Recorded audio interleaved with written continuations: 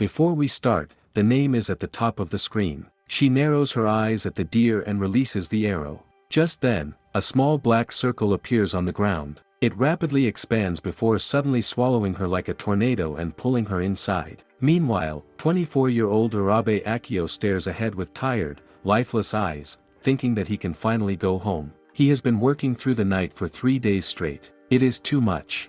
The problem is that he is terrible at saying no. How many times has he ended up going home in the morning? He has lost count. He knows he gets tired easily, yet he still cannot refuse people. Earlier, his co-workers told him they had work they absolutely could not miss and asked if he could handle the cleaning for them instead. Once they kept insisting, there was no way he could turn them down. Whenever someone asks him for a favor, he simply cannot refuse. It is just the kind of person he is.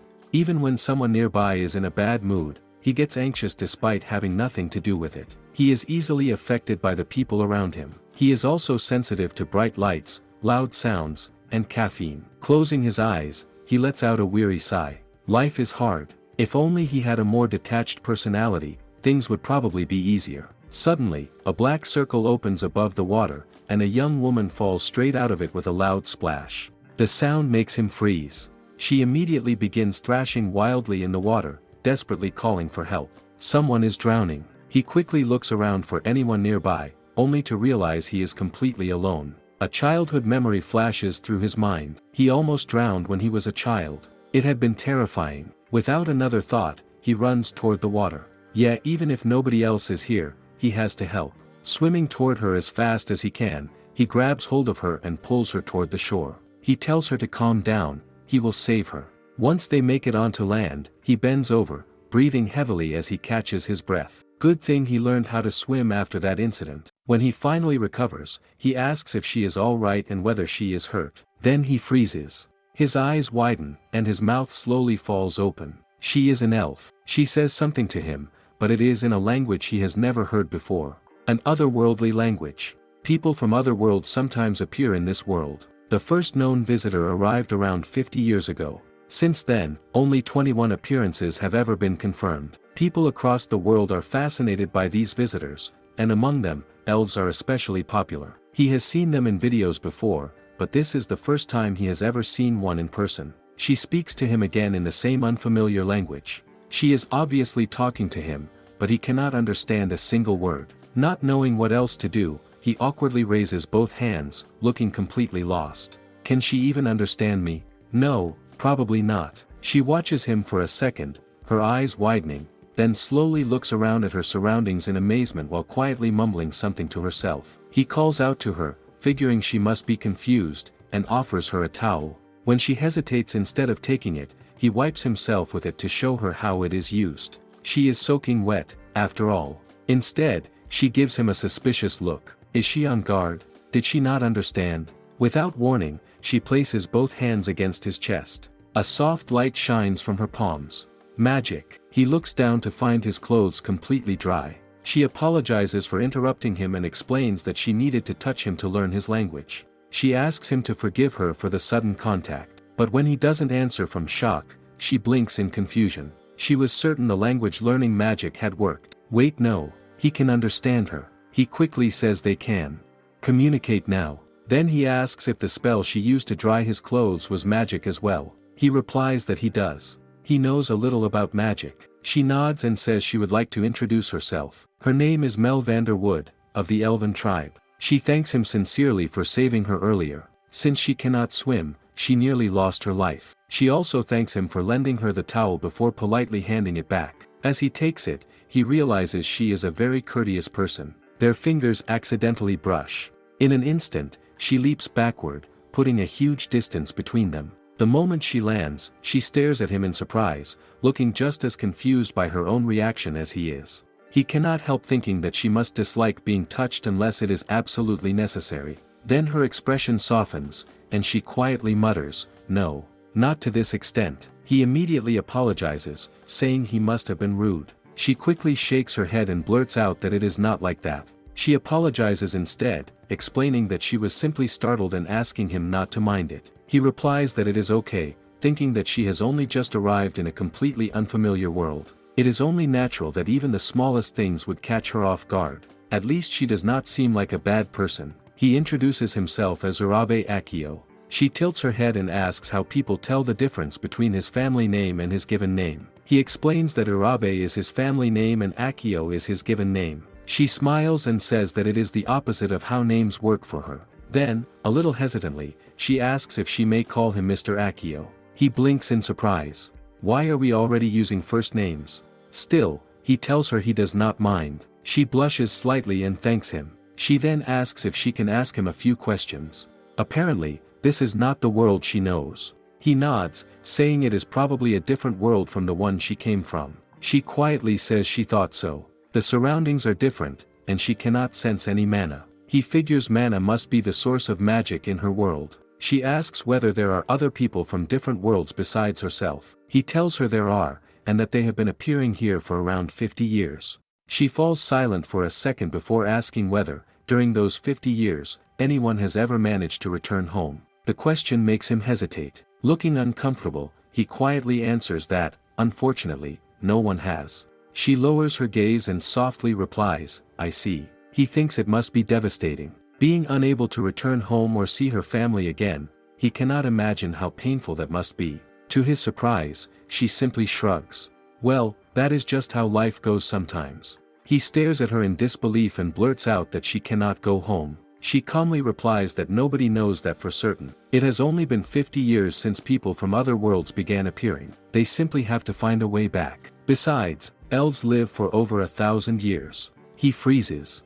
Over 1,000 years? She continues by saying that, until then, she has to figure out how to live in this world. He tells her that she will be fine. The government office will help take care of everything. Without warning, she drops into a formal kneeling stance in front of him and declares that he should allow her to serve him for the rest of her life. Completely flabbergasted, he blurts out, "What?" She explains that he saved her life, and she must repay that debt. At the very least, she wants to do this much. He frantically shakes his head. No, no, no. He did not save her because he wanted anything in return. He tells her not to feel indebted to him. However, she looks him straight in the eyes with unwavering resolve and says that it does not work that way. Failing to repay the kindness he has shown her would stain her family's honor. He hesitates, saying that serving someone for the rest of her life is far too great a burden. She tells him not to think of it so seriously.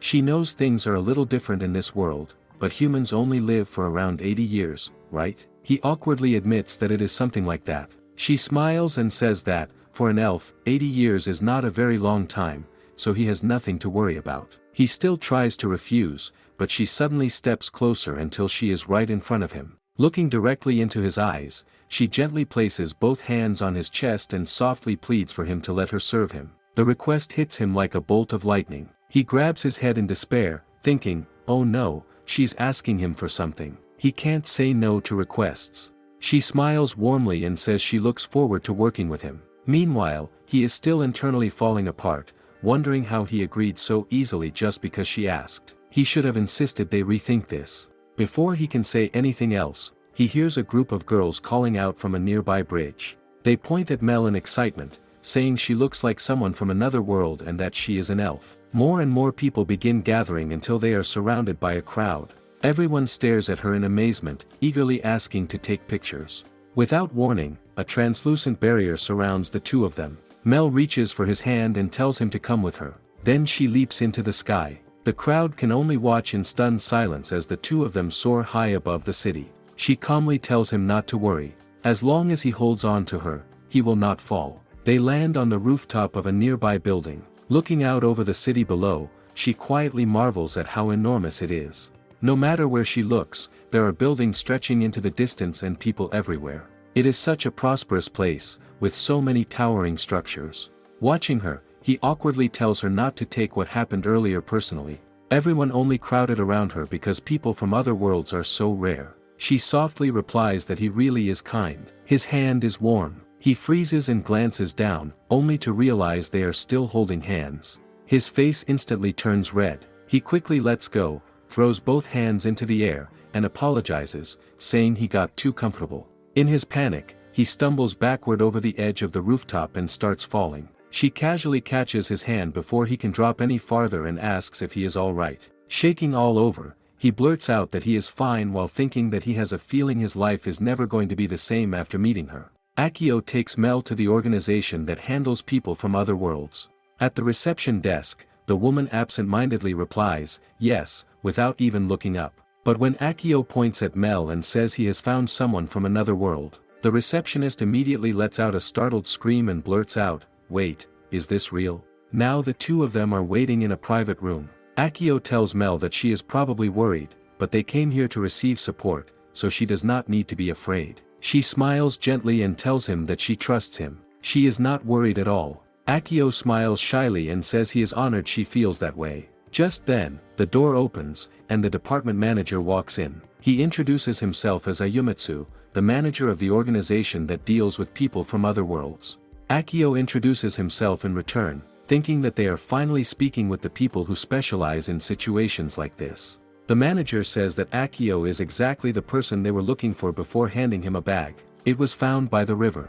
Akio accepts it with a grateful thank you. The manager then turns to Mel and greets her in her own language. Her eyes light up immediately and she says that it is the language of her homeland and thanks him for his consideration, and introduces herself as Mel Vanderwood. The manager stares at them in surprise. So she can speak Japanese? She explains that she can learn any language through magic. The manager gently tells her that there is something important they need to discuss. He shuts his eyes and apologetically explains that this world is different from the one she came from and that, as things currently stand, there is no known way to return. Mel quietly accepts the news and simply says that, in that case, she has no choice but to live in this world. The manager looks a little surprised by how calmly she takes it before quietly agreeing that it is unfortunate. He quickly adds that, if she wishes, they can take her in under their protection. She politely thanks him for the offer but explains that she must repay Akio for saving her life and asks them to allow her to remain by his side. The manager blinks in surprise and asks what she means by repay.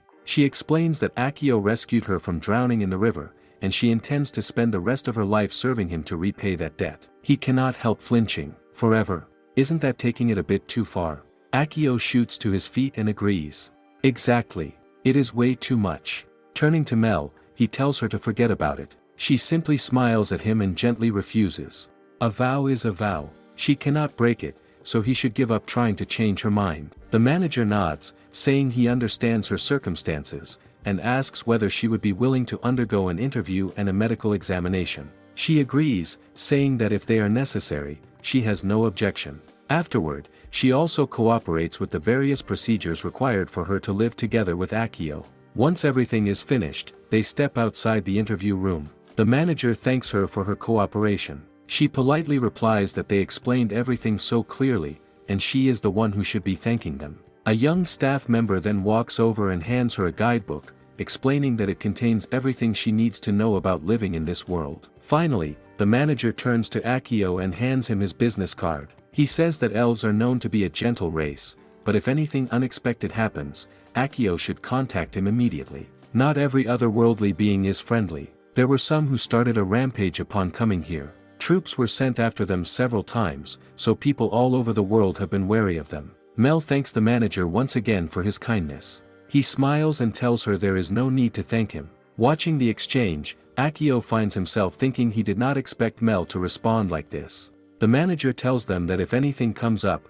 they should not hesitate to contact him. Mel nods, then turns to Akio and says they should be on their way. Just as they are about to leave, camera flashes erupt around them as a crowd of reporters rushes over. She's here. It's really her. One reporter steps forward, points at Mel, and announces to the cameras that she is the second person from another world to appear in Japan, and an elf at that. They eagerly ask for her name. Caught off guard, she quietly replies that her name is Mel. The receptionist stares at her in surprise. She speaks Japanese. The reporters quickly follow up, asking if she can really speak the language. Mel answers that she can. More questions come flying at her. Why did she come to this world? Where will she live? Before she can answer, several people begin insisting that she should stay with them instead. They claim they will take good care of her. Some talk about her talent, others about her good image, saying she could become a symbol, each one speaking for their own selfish reasons. The manager and the staff of the organization can only watch with frustrated expressions. Mel calmly quiets the crowd, thanking everyone for their kindness and concern, but explaining that she simply wishes to live a peaceful life here with Akio. As she says that, she gently takes hold of his arm. Akio's eyes drop to her hand, his face flushing in surprise. She smiles at everyone and says she hopes they will welcome them warmly. One of the reporters steps forward and asks what kind of relationship the two of them have. Before either of them can answer, the manager moves in front of them with several employees, shielding them from the crowd. He firmly tells the reporters that is enough. They are from the organization responsible for people from other worlds. A reporter asks if they can at least share more details. The manager replies that he understands everyone's curiosity, but Mel still knows very little about this world, and it would be wrong to take advantage of that. If they refuse to respect those boundaries, the matter will be treated as a state-level issue. The warning is enough to make the crowd fall silent. Later, as Akio and Mel walk home together, he thinks everything worked out in the end. He turns to her and suggests they stop by a store to buy the things she will need. She happily agrees, then pulls out an envelope and says it must be time to use the money she was given. The government provides people from other worlds with a living allowance. Akio offers to pay instead, but she politely refuses. She wants to spend it herself so she can get used to using money in this world. Watching her, his expression softens into a small smile. She really is a wonderful person. Looking over the packaged food on the shelves, Mel remarks that they have found a way to preserve freshness while keeping everything clean and hygienic. Akio explains that they can even heat the food up at home. She quietly marvels at how advanced the technology of this world is. He tells her they do not have magic, so they rely on science instead. She repeats the word to herself, science, so that is why their world has progressed so far. He nods. Just then, he notices an elderly woman struggling to reach something on the top shelf. Excusing himself, he walks over and helps her. She watches and then softly says he is quite aware of his surroundings. He glances at her and says he doesn't do it on purpose though. She tells him it is natural to help those in need, that is kind. Flustered, he blurts, "No, it is normal and plus, they have others for themselves too." She asks him does it have any sort of benefit. He replies that it does not. It is just that if he notices someone who needs help and does nothing, he ends up feeling bad about it. Then he cannot even enjoy the rest of his day. Hearing that, Mel realizes he helps people not because he wants something in return, but simply because it lets him sleep with a clear conscience. She smiles to herself and quietly says she is glad it was him. He glances at her and asks if she said something. She quickly shakes her head and says she was just talking to herself, so he should not mind it. Later, they stop by a clothing store. The saleswoman gasps when she sees Mel and excitedly exclaims that she is the elf from the news. Looking a little flustered, she welcomes Mel to this world. Mel thanks her with a polite smile and asks if she could help her choose some clothes. The saleswoman happily agrees and tells her she is free to try on anything she likes. Mel then looks at Akio and asks if he would help her pick her clothes. He blinks in surprise and quickly says it would be better if she asked the staff instead because he does not really know much about clothes. She gently reminds him that she will be serving him from now on, so she wants him to decide what she should and should not wear. He awkwardly scratches his cheek and admits he does not really have any preferences, but she keeps looking at him expectantly. He sighs to himself. He seriously cannot believe he is choosing clothes for a woman. As he looks through the rack, one outfit catches his eye. He pauses. Isn't this a little bold? Before he can put it back, Mel suddenly pops up beside him and asks if those are the kinds of clothes he likes. He jumps and hurriedly waves his hands, insisting that was not it at all. She gently takes the outfit from his hands anyway. Looking a little shy, she says that if those are the kinds of clothes he likes, she does not mind wearing them. His face turns red as he insists that was really not what he meant. Panicking, he quickly reaches for a rack of long shirts instead and asks what she thinks about clothes like those.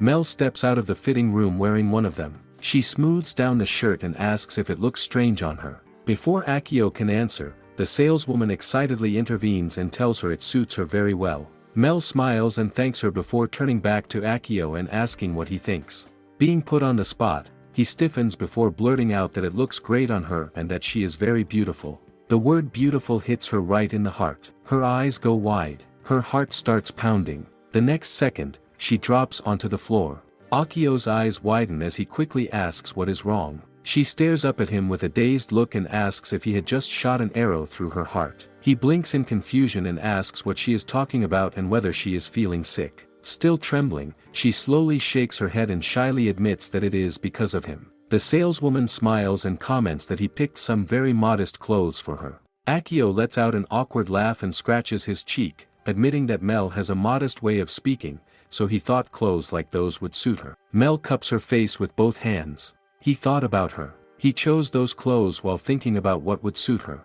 Oh my. He nervously says he was just responding, though. She thanks him for his concern, trying to steady her beating heart. Later, as they carry their shopping, she asks him if it is not heavy. He replies that it is not, thinking to himself that his first time shopping with a woman was nerve-wracking. Suddenly, he gets a call from work. He picks it up, already having a bad feeling about it. The person on the other end apologizes but asks him to come to work tomorrow. He points out that tomorrow is his day off. However, the person insists that if he does not come tomorrow, they might miss an important delivery. They tell him they do not mind if he comes in the afternoon and that he is the only person they can rely on. He replies that he got it, and the call ends. The exhaustion on his face becomes obvious while she looks at his phone and murmurs that it is similar to communication magic. She asks if that is a phone. He suddenly turns to her. She asks if he received bad news because he looks rather gloomy. He forces a smile and says no, everything is fine. He then points at a building and tells her his home is there, on the 3rd floor. Just then, a man approaches them with a child, saying he saw her on the news and that she has become a big deal.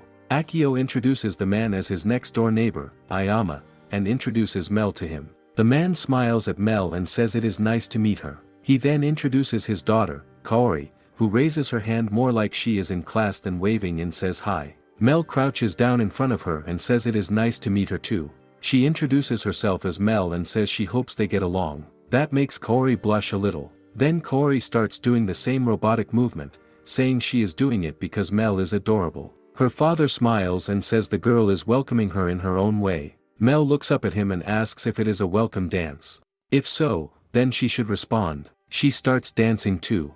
Akio watches as his face starts turning red, then somehow gets even redder until he has to look away thinking she is so cute. Kaori's father smiles and comments that Mel is a friendly person. Meanwhile, Kaori keeps watching Mel, says she cannot stop now, and asks Mel to be her bride. Akio's mouth falls open, but Mel understands that it is only something a child would say. She softly replies that when Kaori grows up, she will be in her care. Akio thinks to himself, did she just accept that? He then shows her inside his apartment, telling her that this is his place. She quietly looks around the apartment, thinking that her new life begins here today. He suddenly tells her that she is amazing. She suddenly came to another world, yet she is still calm. She is not afraid of anyone, and she is friendly. He is not confident he could be like that if he were in her place. He would probably be terrified and end up being taken advantage of. She walks up to him with a small frown and tells him not to judge himself so quickly. He is considerate. He always thinks about other people.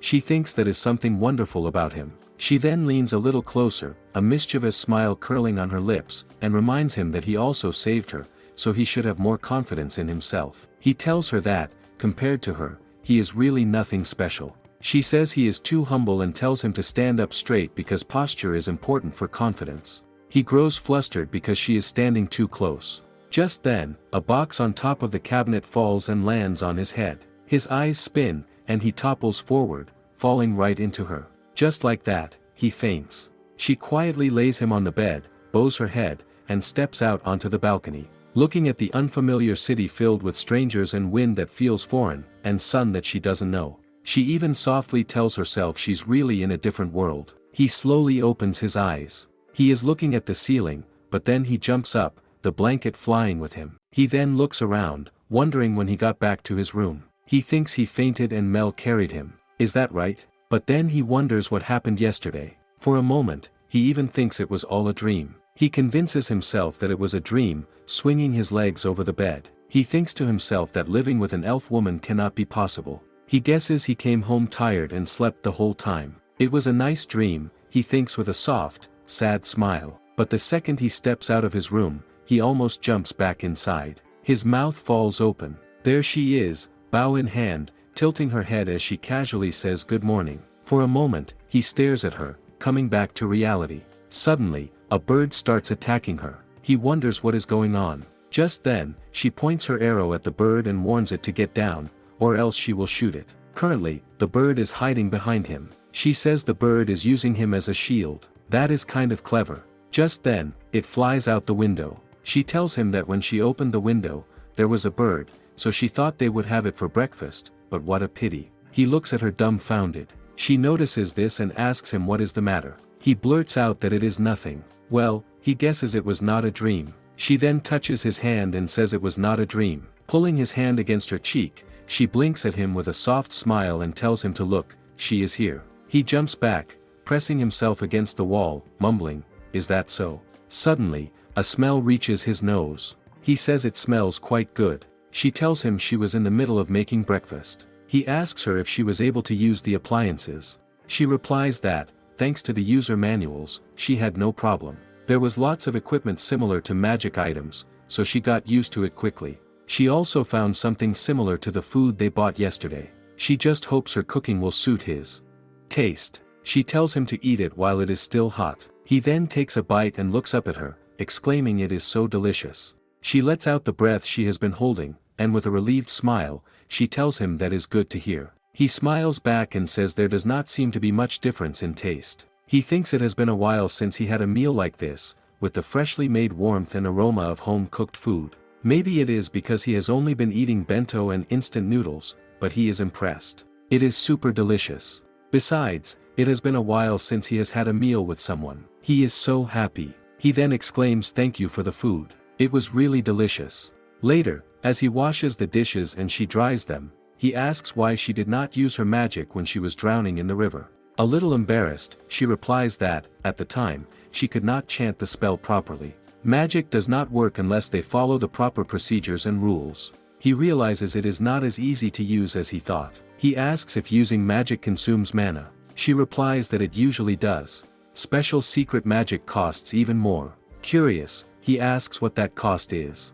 Instead of answering, she softly calls his name, turns to face him, and, with a pleading look, asks if he could show her around the city later. Later, as they walk outside, two girls stroll by, chatting about the elf they saw on the news yesterday. They heard she lives in this town now and wonder if they might run into her someday. Even if they do, they decide they should not make a fuss. The next second, Mel suddenly appears right in front of them. Both girls jolt in surprise, their mouths falling open at the same time. Mel greets them with a polite smile and says it is nice to meet them. Watching from beside her, Akio thinks she is becoming a celebrity after all. The girls then glance at Akio and ask if they are on a date. He quickly waves his hands and blurts out that no, he is only showing her around the city. Mel tilts her head and repeats the word date. With an embarrassed smile, he explains what it means. Without warning, she wraps herself around his arm, turns back to the girls, and happily says that yes, it is a date. His mouth drops open as he blurts out her name. The girls stare at the two of them, wondering if that is really the kind of relationship they have. They wave goodbye before walking off. Akio scratches his head awkwardly and tells Mel not to tease him like that. She apologizes, then casually says she simply wants to go out with him because she wants to marry him. He gives her a blank stare, thinking, that again. Changing the subject, he tells her he has work until the afternoon, so they will have to wait until then. She asks what kind of work he does. He wonders how he is supposed to explain what a programmer is. After thinking for a moment, he says it is similar to the magic mechanism she mentioned earlier. It is a technical job where he sets up a system by following certain procedures so anyone can use it. She nods and says it sounds similar to someone who makes magic items. As they continue walking, she points at some flower buds and asks what they are called. He tells her they are probably cosmos flowers. She quietly repeats the name. They remind her of the flowers she used to pick with her younger brother and sister. His expression softens. Lowering his eyes, he quietly says that her family must be worried about her. If one of his own family members suddenly disappeared, he would be so upset he would not even be able to eat. They are probably searching for her desperately. At the very least, he wishes he could let them know she is safe. She gently tells him it will be all right. Her mother is a brilliant person. She is sure she already understands what has happened. Hearing that, he lets out a relieved sigh and says thank goodness. She smiles and tells him she knew it. He really is kind. He naturally thinks about how other people feel. As she steps up beside him, their shoulders lightly brush. His heart skips a beat, and he hurriedly says it is really not that big of a deal. He is just easily influenced by other people. Leaning forward a little, she watches him with an amused smile. His eyes dart away. Why is she so close? He takes a small step back and awkwardly admits that he is easily affected by other people's anger and sadness. Because of that, he gets tired and nervous very easily. He also finds it hard to say no whenever someone asks him for a favor, so people sometimes take advantage of him. It is just the way he is. As soon as the words leave his mouth, he looks embarrassed, wondering why he even said all that. She closes her eyes and quietly says that it is difficult for people to share their true feelings. However, if they can share both their pain and their happiness, a new bond can be formed. She tells him he has the ability to build those bonds with people. For the first time, he really listens. Until now, everyone around him kept telling him he did not have a strong sense of self. They said he was always being pulled around by other people's feelings and that he was too naive. He had always been embarrassed by that and ended up believing them himself. That was why he wanted to change. He wanted to become less sensitive so life would be easier. But Mel, looking straight at him, she gently tells him to treasure that part of himself. He realizes she accepts him for who he is. Even though they only met yesterday, he suddenly wants to know more about her. Later, they sit together in the park while children run around playing nearby. Akio sits with his back stiff, unable to relax. She suddenly turns toward him, making him jump, and shyly says that, if he does not mind, she would be happy if he would form a bond with her too. He cannot help wondering if she feels the same way he does. Maybe that is why she is being so forward. No, there is no way someone like her would feel that way about someone like him. It must just be a difference in culture. He tells her she is a strong person. Even after ending up in another world, far away from her family, she is still looking after him. She lowers her eyes and quietly admits that she is not that strong. She could never have accepted her situation on her own. Right now, the person supporting her the most is him. Without warning, she leans right in front of his face with a bright smile. His cheeks instantly turn red because she is so close. Flustered, he asks what she is talking about. She explains that the very first spell she used on him was considered secret magic. As she gently places both hands on his chest, a soft light shines from her palms. He suddenly remembers something. She said there was another cost besides mana, did she not? She nods. Using that spell causes the caster to fall in love with the other person. It is a side effect created by connecting their souls. When she was given the choice of using that magic to quickly learn about this world, she carefully weighed the advantages and disadvantages. She knew this world might be dangerous, but he looked like a kind person. In the end, she decided the side effect would not be so bad. She admits she used the spell knowing exactly what would happen. Because of these feelings, she has decided to live in this world. Then, with a gentle smile, she says that it is a wonderful feeling. Akio stares at her, completely dumbfounded, and asks if she really means all of that. She keeps her eyes fixed on him without even blinking and quietly says it does not matter how she fell in love with him or whether it caused him any trouble. He quickly tells her that is not true. She softly replies that there is no problem. Still staring straight at him, she calmly says she is sure she came to this world to meet him. Akio can only think one thing. Magic is no joke. What the heck? At this rate, it feels like they are only one step away from becoming a couple. He quietly calls her name. She tilts her head and asks what it is. He gently tells her to calm down first. She has gone through so many life-changing events that she should take some time to sort out her feelings. Things like that are important for her future. She admits that he is right. Then she suggests they go home and have some tea. He says yes. She tells him to open his mouth, holding a forkful of food in front of him and telling him to say ah. Flustered, he tries to say he can eat by himself, but she slips the fork into his mouth anyway, telling him not to be shy. Life with Mel, the elf from another world, is incredibly sweet. These days, even bitter melon tastes sweet. A little later, she picks up a pepper mill and asks him what it is.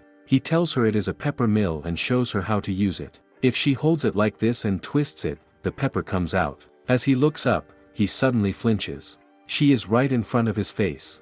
Realizing how close she is, she quickly pulls back and apologizes with an embarrassed smile, saying she got too close to his handsome face. Trying to calm himself down, he thanks her for the meal and says he will go make some tea. Before he can get far, she quietly slips into the kitchen behind him. He jumps in surprise. She gently pokes his ear and comments that his shoulders are so broad. Completely flustered, he hurriedly escapes the kitchen, blurting out that he will wash the dishes instead. As he washes them, he tells himself that her affection is only a side effect of the magic. She is not really attracted to him. so he should not start thinking she is attractive either. She picks up the laundry basket and says she will hang the clothes out to dry. He watches her and thinks it is only because he is a loser whose age is the same as. He suddenly stops himself. The number of years he has spent single. Even if she had no choice, the real Mel probably would not be happy with this situation. Looking at her nervously, he calls her name and says there is something he wants to ask. She smiles and tells him he can ask her anything. Then she walks right up to him again until their faces are close. Before he can even speak, she asks if he wants to know how many people she has dated. She proudly declares that the answer is not even one. He blinks in surprise and says, "Really?" Then he quickly shakes his head, realizing she guessed his question before he even asked it. Instead, he asks if the side effects of the learning magic will disappear someday. She lets out a small sigh and says, "So it is about the magic." Embarrassed, he apologizes. She clears her throat and honestly admits that she does not know.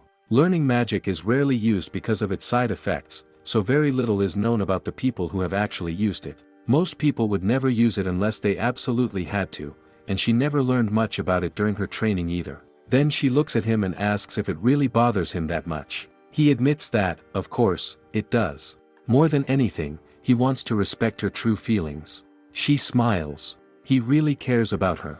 Stepping into his personal space again, she looks straight into his eyes with the same unwavering gaze as before and quietly tells him that is enough. She does not really care what her true feelings were before. He stares at her. Isn't she just throwing her real feelings away? Wanting to escape the conversation, he suddenly remembers that today is the day of her interview and physical examination. He says they should get ready. Flailing his hands like a startled bird, he runs for the door, blurting out that he should get ready too since he was invited as well. When they arrive outside the building, Mel looks up at it and asks if this is the right place. He nods, saying it seems to be, while thinking it looks like a pretty secure building. Just then, the manager arrives with one of his employees and thanks them for making the trip. Turning to Mel, he asks how she is finding life in Japan. She replies that it is very comfortable and that she is happy with it. The manager then turns to Akio and asks if there is anything in particular they should know. Akio hesitates, wondering if he should mention the side effects of the magic. Before he can answer, the manager gestures for them to follow him. As they walk inside, the manager introduces the employee who will be looking after Mel from now on. The woman introduces herself as Mikano Kono and says it is nice to meet them. She tells Mel that if she ever has any problems, she can contact her anytime. Mel smiles and thanks her. Mikano smiles back and says it is nice to meet her too before leading them to the examination room. She explains that they will begin with the physical examination. The doctor checks Mel's blood pressure, pulse, and pupils.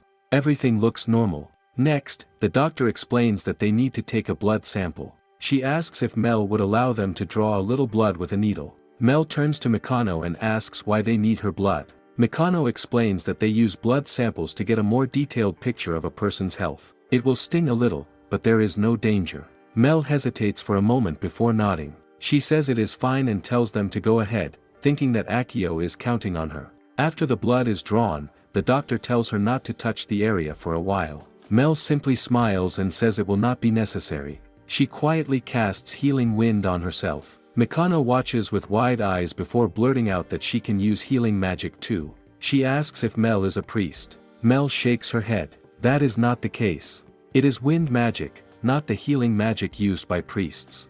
Even so, the effect is just as good. Mikano's eyes sparkle with excitement. She leans in and eagerly asks if Mel would tell her more about magic. Watching from the side, Akio realizes once again just how much of an impact magic has had on this world. The priestess who showed up in Italy heals people from illnesses and injury with healing magic. The druid that appeared in India uses a natural magic to improve crop production. The alchemist who appeared in Germany made stride in energy development through alchemy magic. Magic has great potential, that is why every country wants people from other worlds who can use magic. He guesses Japan also wants to incorporate magic. But then the doctor calls out to Mikano, telling her it is better to talk about important matters after they have become more familiar with each other. However, Mel smiles and says it is okay. She does not mind showing them some of her magic if they would like. Mikano tells her to please do so and suddenly calls her boss, saying she is going to show them some magic. Even Mel appears flustered, thinking she made the call so quickly. She then tells both of them she will take them to the hall. But when they arrive at the hall, several cameras are already set up, with cameramen and producers standing behind laptops. Everyone greets her. She looks around and tells the manager it seems the people of this world are very interested in magic. Other than healing magic, the other things she can do are offensive magic that directly attacks a target, natural magic that manipulates nature to provide various benefits, and support magic that can enhance, exchange, or grant abilities, including flight. Mikano says it looks like she can use a wide variety of magic and that she is a very talented magician. The man falls silent for a moment before suddenly saying he has a suggestion for her. Would she like to join their organization as part of their countermeasures against other worlds? Her magical abilities, knowledge, and experience with other worlds are invaluable to them. They would truly appreciate her help. Of course, they will pay her well, even if she starts at an entry-level position. She thanks him for the invitation, but then leans closer to Akio and wraps her arm around his, saying with a hesitant look that she serves Akio and must fulfill her responsibilities. Just then, a man approaches him and informs him there is a message from the higher-ups. He excuses himself, saying they can talk about it another time. Mikano winks at Akio and says he sure is loved, but he tells her the truth. She says, so his problem is being loved because it is just a side effect of magic. She admits she had a hunch, but she did not realize that was actually the case. He then asks if there are any magicians from other countries who can help. She says she will ask around, but she does not know anyone who is good at that sort of thing, so he should not get his hopes up. She then asks if there is anything wrong with being loved by such a beautiful woman. Or maybe he already has a girlfriend. He admits he does not have one and fidgets with his fingers, nervously avoiding her gaze. He admits he feels a little guilty. He does not think this is what love is supposed to be like. She says he is so serious about it. Well, she likes that. There is no right answer to love, but it is okay to start building meaningful relationships. Suddenly, Mel sneaks up behind her and says she agrees. Love comes in different forms for different people. The next second, she is somehow back at his side, practically glued to him, as she places a hand on his chest and says Mikano is saying the same thing, so they should not worry about the details anymore. He blurts out that he is afraid that is not possible, but then Mikano calls out to Akio, asking if he does not like Mel. That makes him freeze. His heart starts racing. He blurts out that he guesses it is too early to say he likes her when they have only just met. Mikano says that is not entirely true. She then smiles and says all right, she gets it. She will root for both of them. Mel smiles at her, but he flinches. Then Mikano approaches Mel and whispers in her ear. She says that with a guy like Akio, it is best to be a little aggressive. Akio blurts out Mikano's name, but Mikano continues, saying that if Mel keeps at it, even if it feels a little forced at first, they can make it real, and the two of them will become inseparable. She then winks and says it was just a joke. However, Mel takes it very seriously. She quickly walks over to Akio's side and kisses him on the cheek. Looking horrified, he tells her to calm down because everyone is watching, but she tries to chase after him. Mikano grabs her before she can, shouting that she was just joking, while Akio runs for his life. At this rate, he is not sure he will be able to maintain his sanity in the future. Sweat trails down his cheeks as he nervously stands in front of his boss, staring at the contract with dread. He blurts out that the deadline is so short he is not sure he can finish it in time. His boss barely even looks at him and says that figuring it out is part of his job. They have faith in him, so he should do whatever it takes to get it done on time. That is his responsibility. 3 days later, he finally makes it home. He staggers home, looking completely worn out, with dark circles under his eyes. He glances at his watch, realizing the date has already changed. Mel is waiting by the door. She welcomes him home and says he came home late again today. He looks at her in surprise and blurts out that she has been waiting for him all this time. He already told her over the phone not to wait up and to go to sleep without him. She smiles and tells him not to worry because waiting for him is simply something she likes to do. She then asks if he has eaten yet. He quietly replies that he has not. She nods and says she will reheat his dinner. Watching her head into the kitchen, he feels both happy and guilty. He is glad she waited for him, but he also feels terrible that it has gone on for so long. Lately, Mel has even been doing all the housework for him. He is supposed to be the one supporting her, yet he cannot even manage that. Before he realizes it, he dozes off on the bed. A gentle hand rubs his shoulder. He suddenly jolts awake, blurting out that he is sorry. He must have fallen asleep. He quickly says he will eat his dinner right away. Mel quietly points toward the window and tells him it is already morning. She says she has been trying to wake him up for quite a while, but he barely responded. He sighs and admits he must have been so tired that she could not wake him. After breakfast, he thanks her for the meal, then looks at the clock and realizes he only managed to sleep for 4 hours.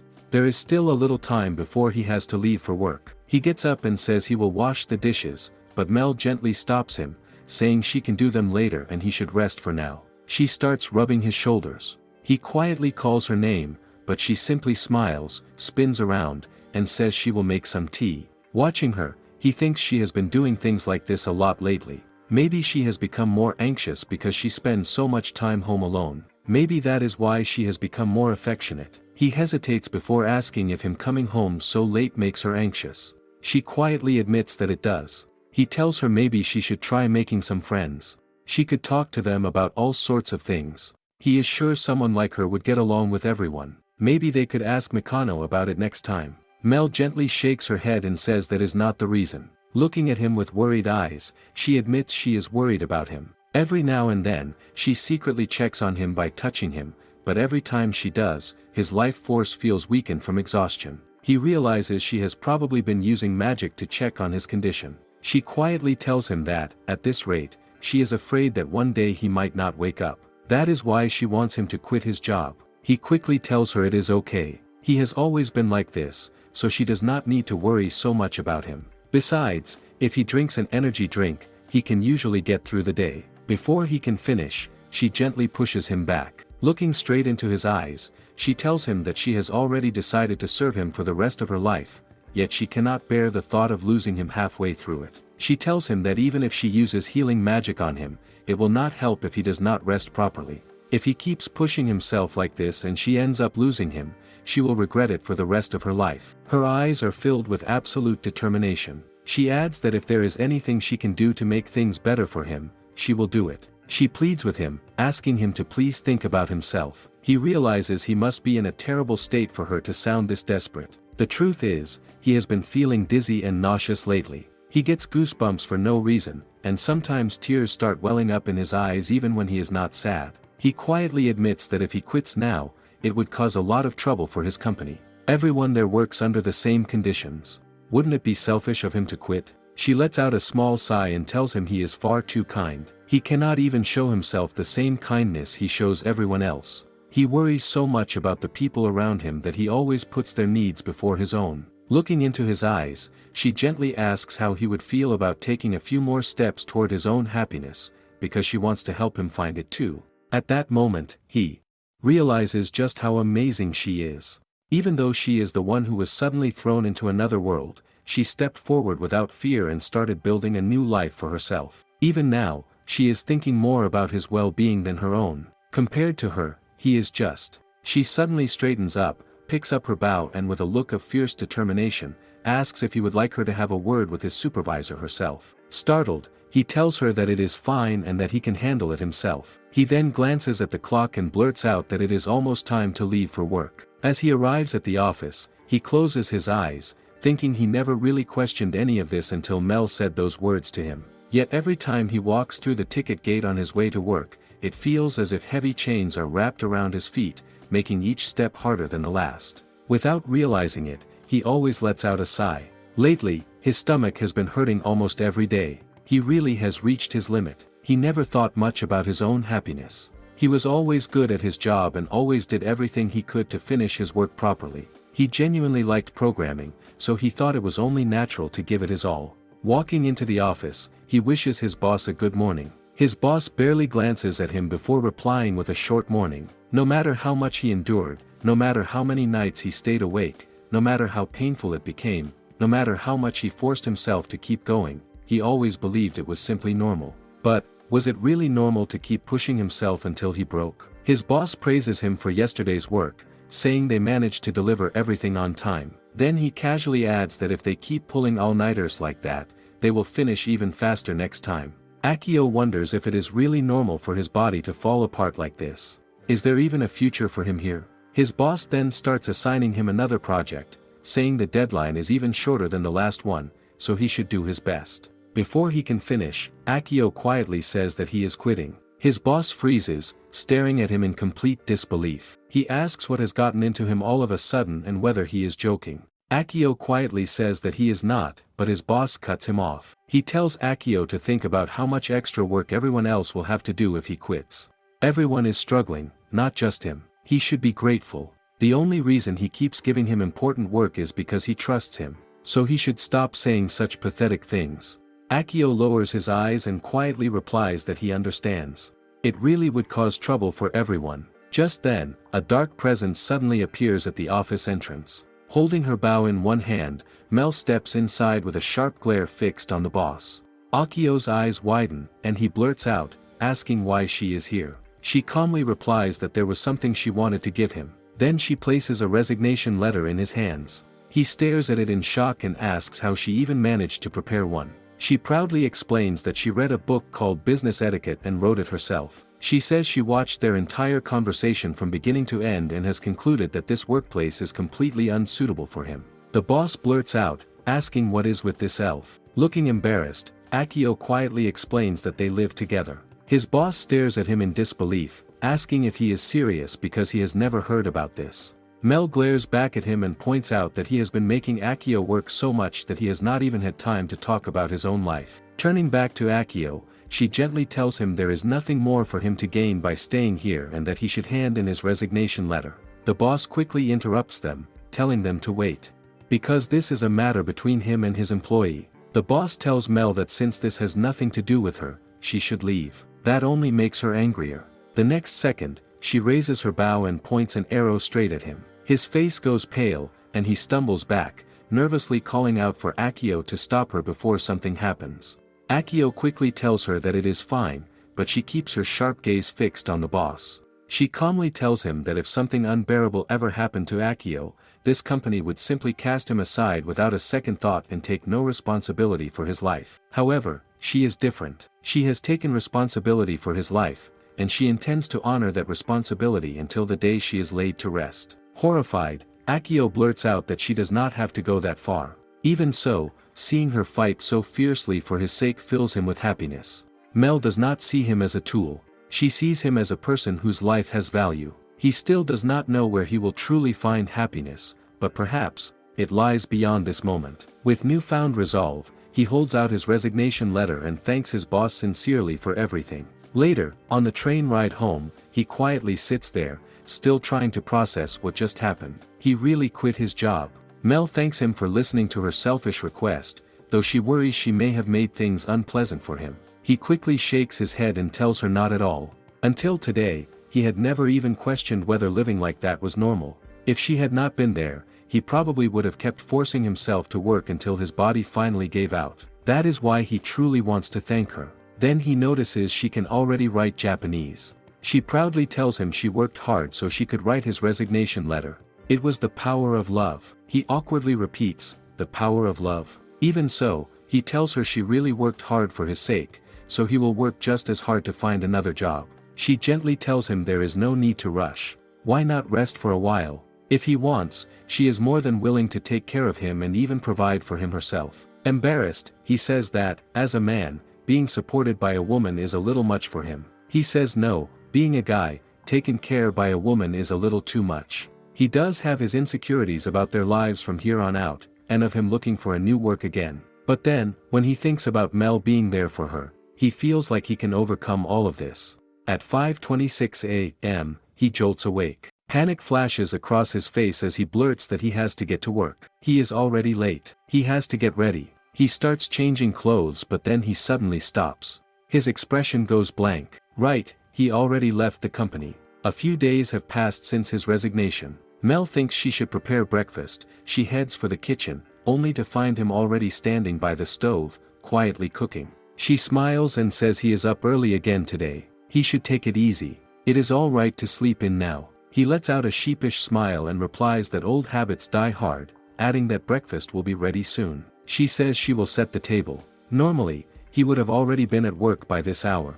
Now that his routine has completely changed, he cannot seem to settle down. As they eat, he also watches television. A muscular TV host enthusiastically announces that it is 7 o'clock, wishing everyone good morning before and then introducing the muscle weather forecast. Akio stares at the screen for a second and thinks that morning news shows really have become like this. His attention shifts back to Mel when her eyes brighten, and she tells him it tastes delicious. He smiles and thanks her, then remarks that she has really gotten used to Japanese food. She nods, saying she likes how it brings out the ingredients' natural flavors, making everything easy to enjoy. Then the familiar look appears in her eyes again. Gazing at him without looking away, she softly says that if Akio thinks something is delicious, then it must be delicious. He awkwardly laughs and tells her she does not have to match all of his tastes. After breakfast, she says she will wash the dishes. He says he will do laundry. As he steps onto the balcony to hang the clothes, he watches people heading off to work in college, making him feel like he is the only one being left behind. Mel suddenly calls his name. He turns around and asks what it is. She asks if he has any plans for today. He admits he does not have anything in particular. A smile spreads across her face as she suggests they should go on a date. His eyes widen, and he blurts out, "A date? That is unimaginable for someone like him." She pouts slightly and asks him not to say things like that. Or is she not good enough for him? He hurriedly denies it, saying that is impossible. Satisfied, she thanks him and says she will go get ready. Left standing there, he starts panicking. What is he supposed to do? He has never been on a date before. Where should they go? What are they supposed to do? Maybe a movie? No, that seems too ordinary. An amusement park? No, someone who can fly probably would not find it exciting. A little later, Mel steps out wearing her new clothes and apologizes for making him wait. He is in the middle of searching for date ideas on his phone and hurriedly blurts out, "Sorry, just 15 more minutes." His voice trails off as his eyes drift to her outfit. Before he can say anything, the front door suddenly opens. Mel turns toward it with a smile and says they arrived just in time. Cory walks in, cheerfully announcing that she is here. Akio looks at her in surprise and asks if she does not have school today even though it is a weekday. She explains that today is a holiday because of the school anniversary. Before he can react, Mel grabs him by the shoulders with a bright smile and declares that, instead, they should go somewhere first. She leads them to a vegetable field and proudly explains that she grew all these vegetables herself with magic. Today is harvest day, so she wanted to bring them along. Akio stares at the field in complete shock. Cory raises her hand and proudly says she helped too. He can only blink, wondering when all of this even happened. Before he realizes it, Mel has already started negotiating with people and helping with the harvest. Watching her throw herself into everything so naturally, he cannot help thinking she is always one step ahead of him. If he keeps drifting through his days like this, Mel will leave him behind. He has to keep up with her. He has to start doing his best too. Cory quietly watches him for a while before suddenly calling his name. She didn't tell him, but when he doesn't come home very often, Mel seemed lonely. She then tells him not to make her wife feel lonely. Her words catch him completely off guard, and he quietly realizes what she means. Just then, Mel walks over with a bright smile and says they should start harvesting. Looking at her, he realizes he needs to cherish the time they spend together. The three of them are harvesting vegetables side by side, but he thinks, even if he knows how it is like, it has been a while. The smell of earth, the smell of plants, and the warmth of sunlight, and the chirping of the birds, the pleasant feeling of the gentle breeze. Until now, he has always been working day and night, confined in a room. He had completely forgotten this comfortable feeling. Mel calls out to them and offers some freshly picked tomatoes. He thanks her for the food. Taking a bite, his eyes light up, and he happily tells her they are incredibly sweet and delicious. She smiles, pleased that he likes them. He says they must have turned out so sweet because she grew them with magic. She softly shakes her head and tells him they are special. She made them just for Akio, with plenty of magic and plenty of love. She gazes at him with eyes full of affection. Feeling flustered, he smiles awkwardly and quietly says, "Is that so?" Beside them, Cory proudly announces that she picked a whole bunch too. Mel smiles at her and says she will use all of these vegetables to make lunch.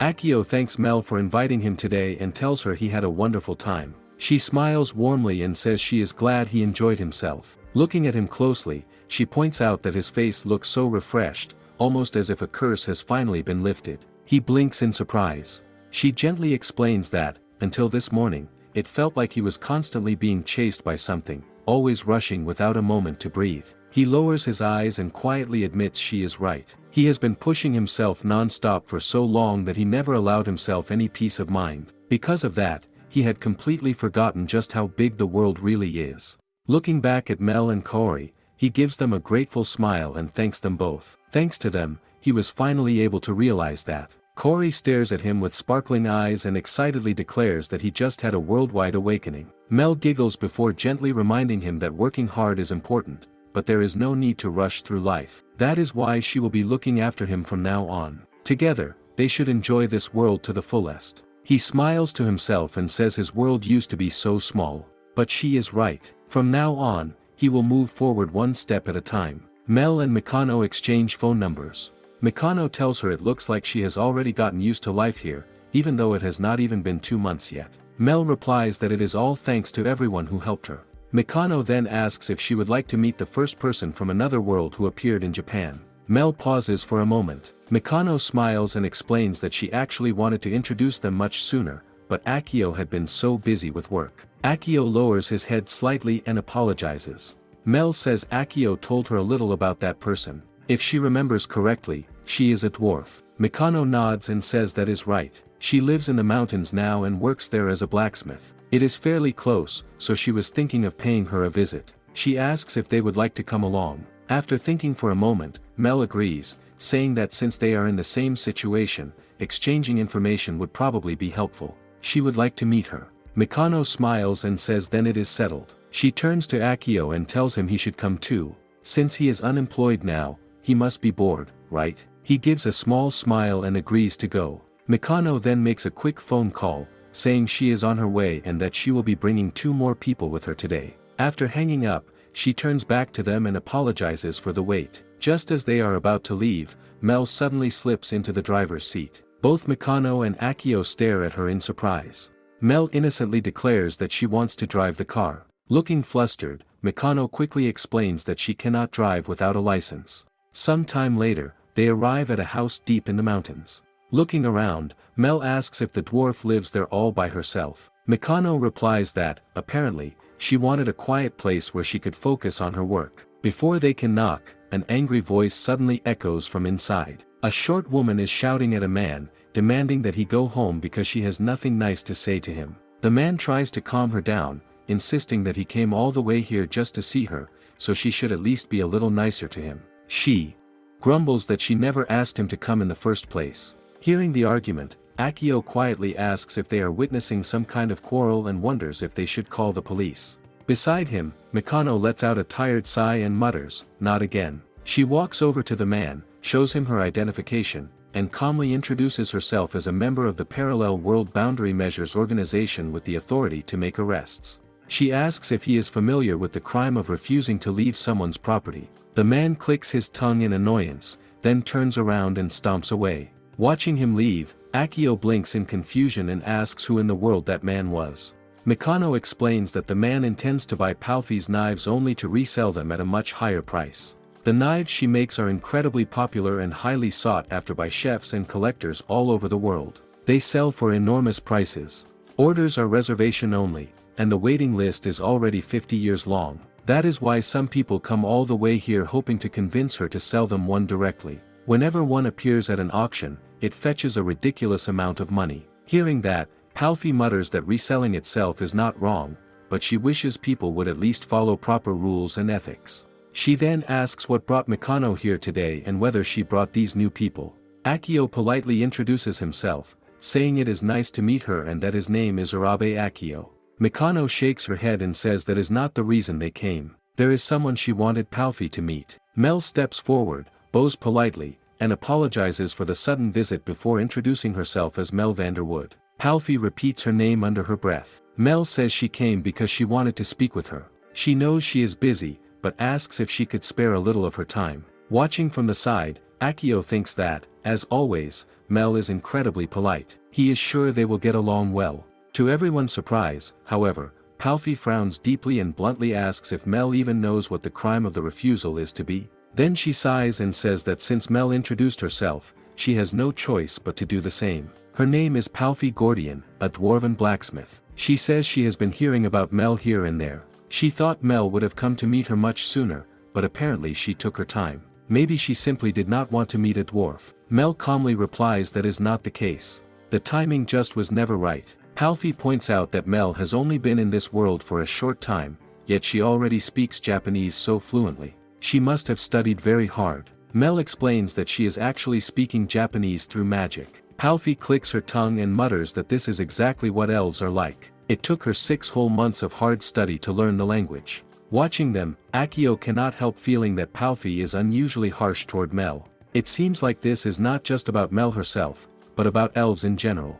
Mikano asks Palfi why she is being so unfriendly, then jokingly offers her some candy to cheer her up. Palfi snaps that candy is not going to improve her mood. Mikano points out that they are both people from another world, so they should at least try to get along. Mel quietly explains that elves are naturally conservative and closed off. They take great pride in themselves and rarely open up to other races. Even toward dwarves, who are fellow Fae, their attitudes have remained distant for generations. She understands if Palfi found that behavior insincere. Palfi crosses her arms and replies that excuses are still excuses.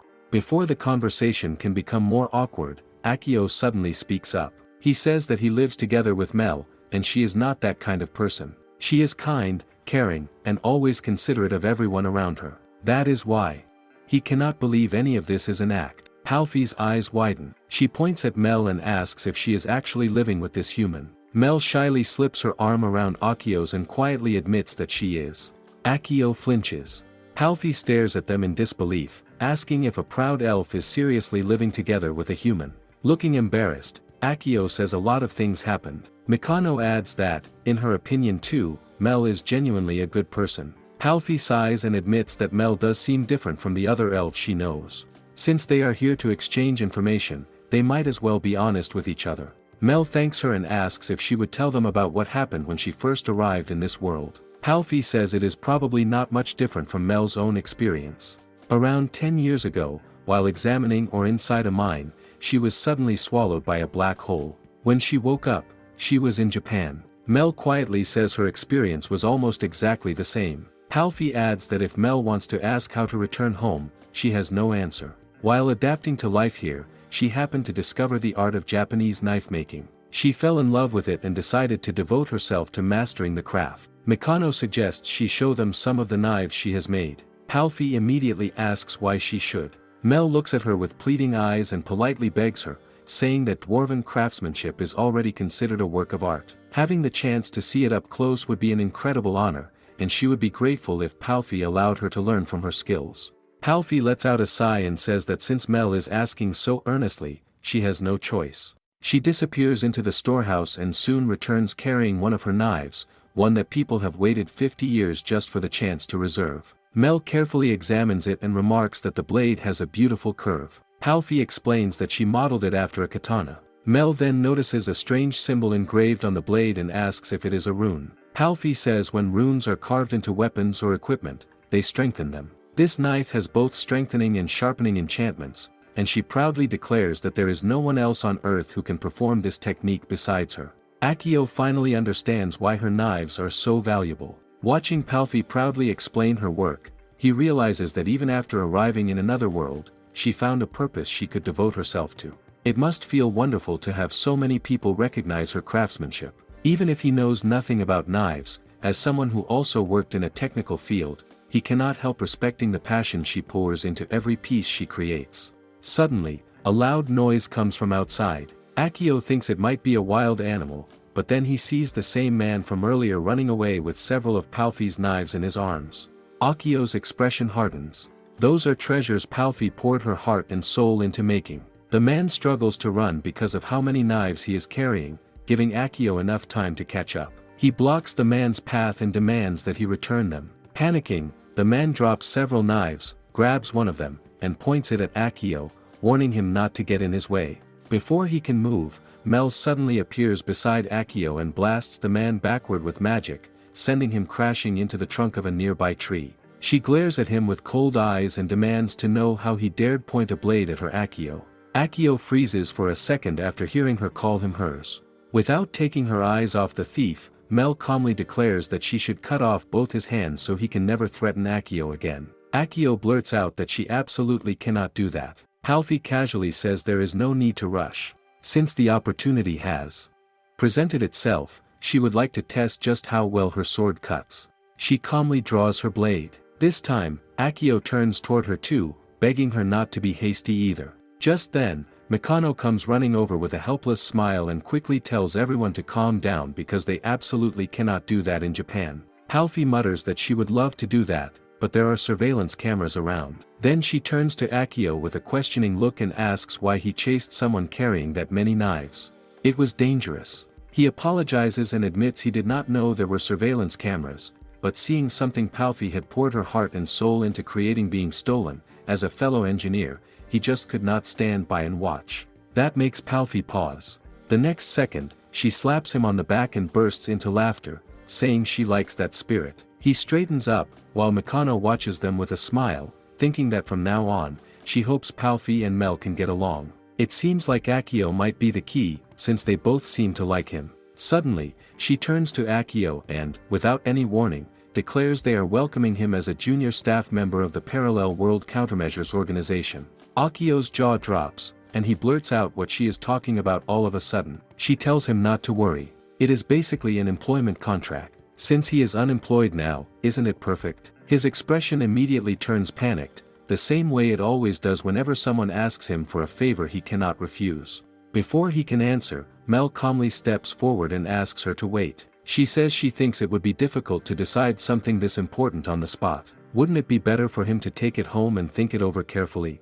Mikano closes her eyes and apologizes, admitting she is right and that she was too hasty. After a brief pause, Akio says it is all right. Rather, thanks to Mel, he was able to change himself. So if he can be of any help to her, he would like to work for the organization. The moment he says that, Mel grabs his arm and declares that if that is the case, then she will join them as well. Palfi grins and says he is a man of honor, and she would love for him to help with her work too. Mel steps in front of him and, with forced politeness, says that would only burden Akio, so she is not sure it is a good idea. Despite her smile, she is clearly telling Palfi to keep her distance. Palfi gives her a defiant look, clearly taking it as a challenge, and retorts that elves really are narrow-minded, aren't they? Mikano tells both of them to stop. Akio thinks he has no idea what the future holds, but he will keep doing his best. The next day, the manager thanks them for joining the Otherworld Countermeasure Organization and extends a very warm welcome to them on behalf of the entire staff. Mel smiles and thanks everyone for such a warm welcome. He then says he is going to explain the organization's guidelines and the rewards they will receive. Akio thinks that even though he once worked as a part-time employee, he never imagined he would end up working in public service. Though, all the credit goes to Mel. The manager smiles and begins explaining the guidelines. The information obtained by this organization regarding the other world must not be disclosed to the public under any circumstances. As for magical research, it is being conducted because people in this world also want to be able to use magic. Feeling the pressure, Akio quietly says he understands. The manager explains that Japan, along with many other countries, is already conducting research on magic. At the moment, they can only make use of magic items. The most advanced research is being carried out in the United States and Germany. America has 5 people from other worlds who can use magic, so its research is progressing rapidly. Germany also has alchemists who are achieving remarkable results. Meanwhile, Japan has only had Palfi from other worlds so far, so its progress has been much slower. Mel replies that they will cooperate as much as possible. The manager thanks her very much and says that if people become capable of using magic, it could be applied in every field. There is no doubt it would bring about a revolution. Akio thinks they have become part of something that involves national-level secrets. He has to do his best so he does not hold them back. The manager then tells Akio he would like him to serve as Mel's assistant. His role will be to support her by helping with communication and managing her schedule. Akio replies that he understands. There is not much he can do, but he will help however he can. The manager then says it is time to discuss their compensation and hands them each a document. Akio thinks it will probably be something reasonable. Since he is mostly there to support Mel, he figures he will naturally be paid much less. But the moment both of them look at the papers, they freeze in shock. Is there some mistake? A month's salary, 1 million yen. The manager calmly replies that it is not a mistake. Akio quickly says there is no way he can accept that much. Mikano explains that it includes all the work he has done up until now. He taught Mel Japanese, along with the customs and social norms, didn't he? It is only natural to reward him for helping her accomplish in such a short time what normally takes much longer. The manager quickly shakes his head and points out that learning Japanese was done through magic, and Mel also learned the customs and social norms largely on her own. In reality, Akio has not done that much. The manager simply smiles and says that even so, none of it would have been possible without Akio's involvement. Magical research takes a very long time, so building a good relationship with Mel is essential. And the key to that relationship is Akio. Privately, the manager thinks that by giving preferential treatment to Akio, who is clearly Mel's favorite, it will be much easier to earn his cooperation. If that is all it takes, then it is actually quite inexpensive. Mikano smiles at him and tells him it is all right and that he should accept it because he deserves it. But when he still hesitates, Mel gently holds his arm and points out that he seems troubled by it as well. The manager clears his throat and says, "In that case, what about lowering the base salary and paying the rest as commission according to the regulations?" Akio nods and says that would be much better. The manager smiles and says he is a very unselfish, no, rather, an honest person. Mel smiles softly and says that is Akio's charm. She then turns to the manager and says she would like to be under the same conditions as Akio. The manager hesitates and tells her no. She simply replies, "Please."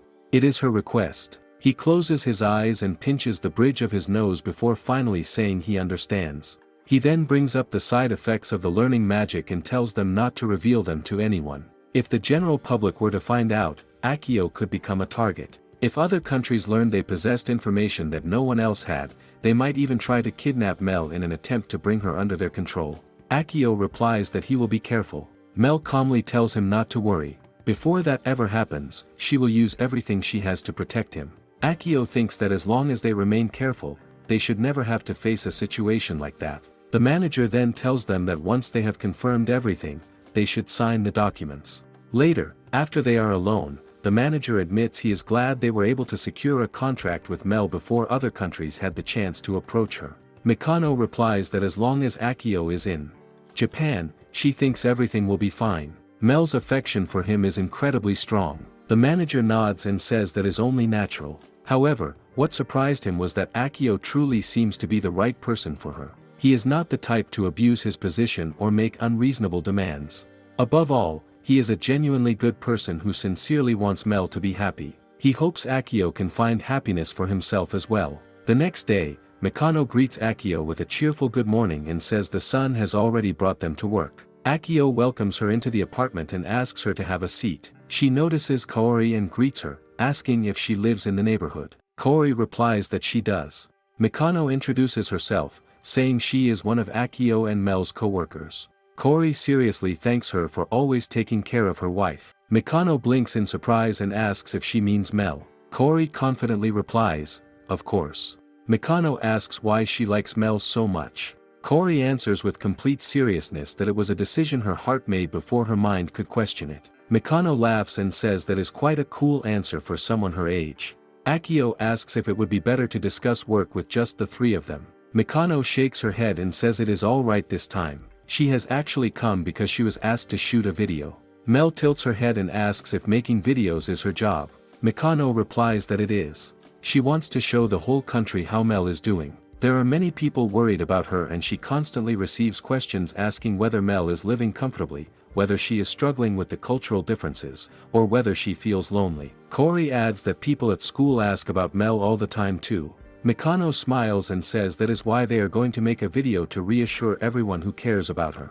Akio says he thinks it is a good idea and asks Mel what she thinks. Mel replies that she would be happy to do it. She also thinks it sounds like fun. Then she frowns a little and admits she has no idea how to make a video. Mikano tells her not to worry. She often records videos with her phone, then pulls it out and shows her one. In the video, Mikano is holding a taiyaki and says that today they are going to see how someone from another world reacts to eating one for the first time. Halfie looks at it curiously and asks what a taiyaki is. Mikano explains that it is a delicious Japanese sweet. Halfie watches it closely before asking why it is shaped like a fish. Mikano explains that it is shaped like that to resemble a fish called a sea bream. Halfie asks if she can break it open. Mikano tells her to go ahead. But the moment Palfi sees the filling, she snaps, asking if the burnt-looking stuff inside is really safe to eat. Mikano laughs and explains that it is called enku, sweet boiled red bean paste, so it is perfectly fine. She tells her to take a bite. Palfi eyes it suspiciously and declares she will only take one bite, and if it tastes bad, she is never eating it again. But the moment she takes a bite, her eyes widen a little. She admits it is not bad and tells Mikano to give her more. Mikano hands her a bag full of sweets and tells her to eat as much as she likes. She then jokingly tells her that Japan has plenty of delicious food like this, so even if another country tries to recruit her, she has to refuse. Completely won over by the food, Palfi agrees, declaring that she understands. Mikano smiles and says that is the kind of response she wants to see. Kori whispers that it is a reaction video.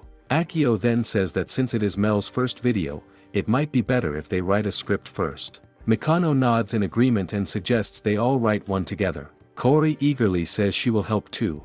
Mikano smiles and says they should all work on it together. Kori beams and says the most important thing is grabbing everyone's attention, so Mel should use magic right at the beginning. Mikano laughs and admits she thought Akio would suggest starting with a catchy greeting, so that surprises her. Akio explains that some people on the street still seem a little afraid of Mel. He thinks it is important to show them her sincerity. If she uses magic first, it will catch people's attention, and afterward they will naturally see how kind and genuine she is. Mikano smiles and says he really thinks a lot about Mel. Mel watches him with eyes full of affection. Mikano claps her hands together and declares that they should all work together to create the script. About 30 minutes later, Kori announces that it is finished, while Mikano is already lying on the floor, snoring. She sits back up and through the script and says that as expected of Mel, it looks like she barely needed any help. Since it is only a short video, she suggests filming it in a nearby park. At the park, Mel jumps from the branch of a tree, flying through the air, and lands lightly on the ground before facing the camera. She greets everyone, introducing herself as Mel Vanderwood, and explains that today she wanted to record a message for everyone. First, she wishes to express her heartfelt gratitude to the people of Japan. Even though she suddenly appeared from another world, everyone welcomed and supported her warmly. She thanks them from the bottom of her heart and says that it is because of their kindness that she is able to live here today. She promises she will never forget that kindness and, in return, she will work together with the government and do everything she can to help. Watching from behind the camera, Akio thinks everything is going exactly according to the script. At this rate, they probably will not need a single retake. Mel continues by saying she is also very grateful to everyone who has been worrying about her. She asks them not to worry because she is living a happy and fulfilling life with Akio. She says that life with Akio is the sweetest thing she has ever experienced. He fills her heart with happiness. She says she feels the greatest joy in being able to experience this happiness, so she is not facing any problems. It was fate that she and Akio met. Her eyes are completely captivated by him as she softly whispers his name with so much love. Later, Akio awkwardly points out that it started to differ from the script. She apologizes, admitting that her feelings for him simply took over, so she ended up deviating from it. He turns to Mikano and suggests maybe they should retake it. But Mikano replies that there is no need. She can feel the sincerity in Mel's words, so it is fine. Kori says she thinks it will be alright too. Mikano adds that everyone already knows how close the two of them are, so it should not be a problem. She says she will still run it by the headquarters director, but she thinks it will probably be approved. A few days later, the video is released, and the public's reaction seems to be very positive. Mel suddenly plops down beside Akio, startling him, and happily declares that she is sure it is because her love for him was conveyed. She asks him what he thinks. He notices that there have been many positive responses to Mel and thinks this peaceful life they have now will continue, thanks to the feelings she conveyed reaching everyone's hearts. Palfi opens the door and greets Akio with a smile, saying he has arrived, punctual as always. Recently, he has been visiting Palfi. He was asked to help her out with some work. Although the job is simple, just packaging luggage, it seems like things are not going to go smoothly. The moment she sees Mel behind Akio, she makes a disgusted face, muttering, "What? The elf came too." She then turns to Akio and calls his name in a whining tone, complaining why he brought that elf along. He tries to explain, but Mel simply beams, places her hands on his shoulders, and cheerfully says that wherever Akio goes, she goes too. Palfi mutters that she really clings to him everywhere he goes. What a burden. Mel gives a sheepish smile and admits it is a little embarrassing to have someone say that to her face. Akio mutters that she is not praising her. Palfi says it is true that elves have communication problems, but she is willing to make Mel work. However, if she is not useful, she will send her back home. Akio understands what she means, but he cannot help thinking this might become a problem. After all, Mikano had given him a mission. She wanted him to help Mel and Palfi get along so they could create magic items in Japan. Palfi asks if he knows about magic items. He replies that they are magical equipment mostly authorized by governments. As far as he knows, ordinary people have never been allowed to use them. She nods and says that is because they are far too powerful for ordinary people. To create a magic item, they need a craftsman, a magician, and materials from the other world. Up until now, Japan had craftsmen but no magicians, so they could only produce them by cooperating with countries that had magicians. She explains that whenever they wanted to make magic items, they had to negotiate with the countries they partnered with. They had to discuss the quality of the materials, the production schedule, the purpose of use, and even the number of items to be made. On top of that, those countries were far away, so everything took time. To make matters worse, they were always trying to lure Palfi away whenever they had the chance. Honestly, it was pretty annoying.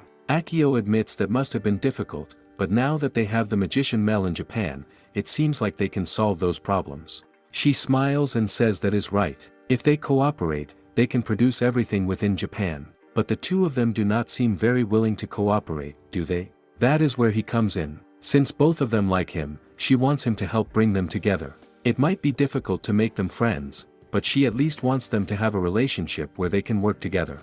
Akio admits he wants the two of them to get along as well. She claps her hands and declares it is settled. The future of Japan's magic items rests on his shoulders, so she is counting on him. Akio shuts his eyes with a weary sigh, thinking he really did agree to this. Palfi then leads them inside and tells them they will be packaging the knives for shipment there. Akio remarks that there are quite a lot of them. She explains that she ships them all at once at the end of every month, so she wants every single one packed carefully. She glances at Mel and wonders if the local elf can even manage that. Akio says he thinks Mel will be fine. She always does the housework carefully.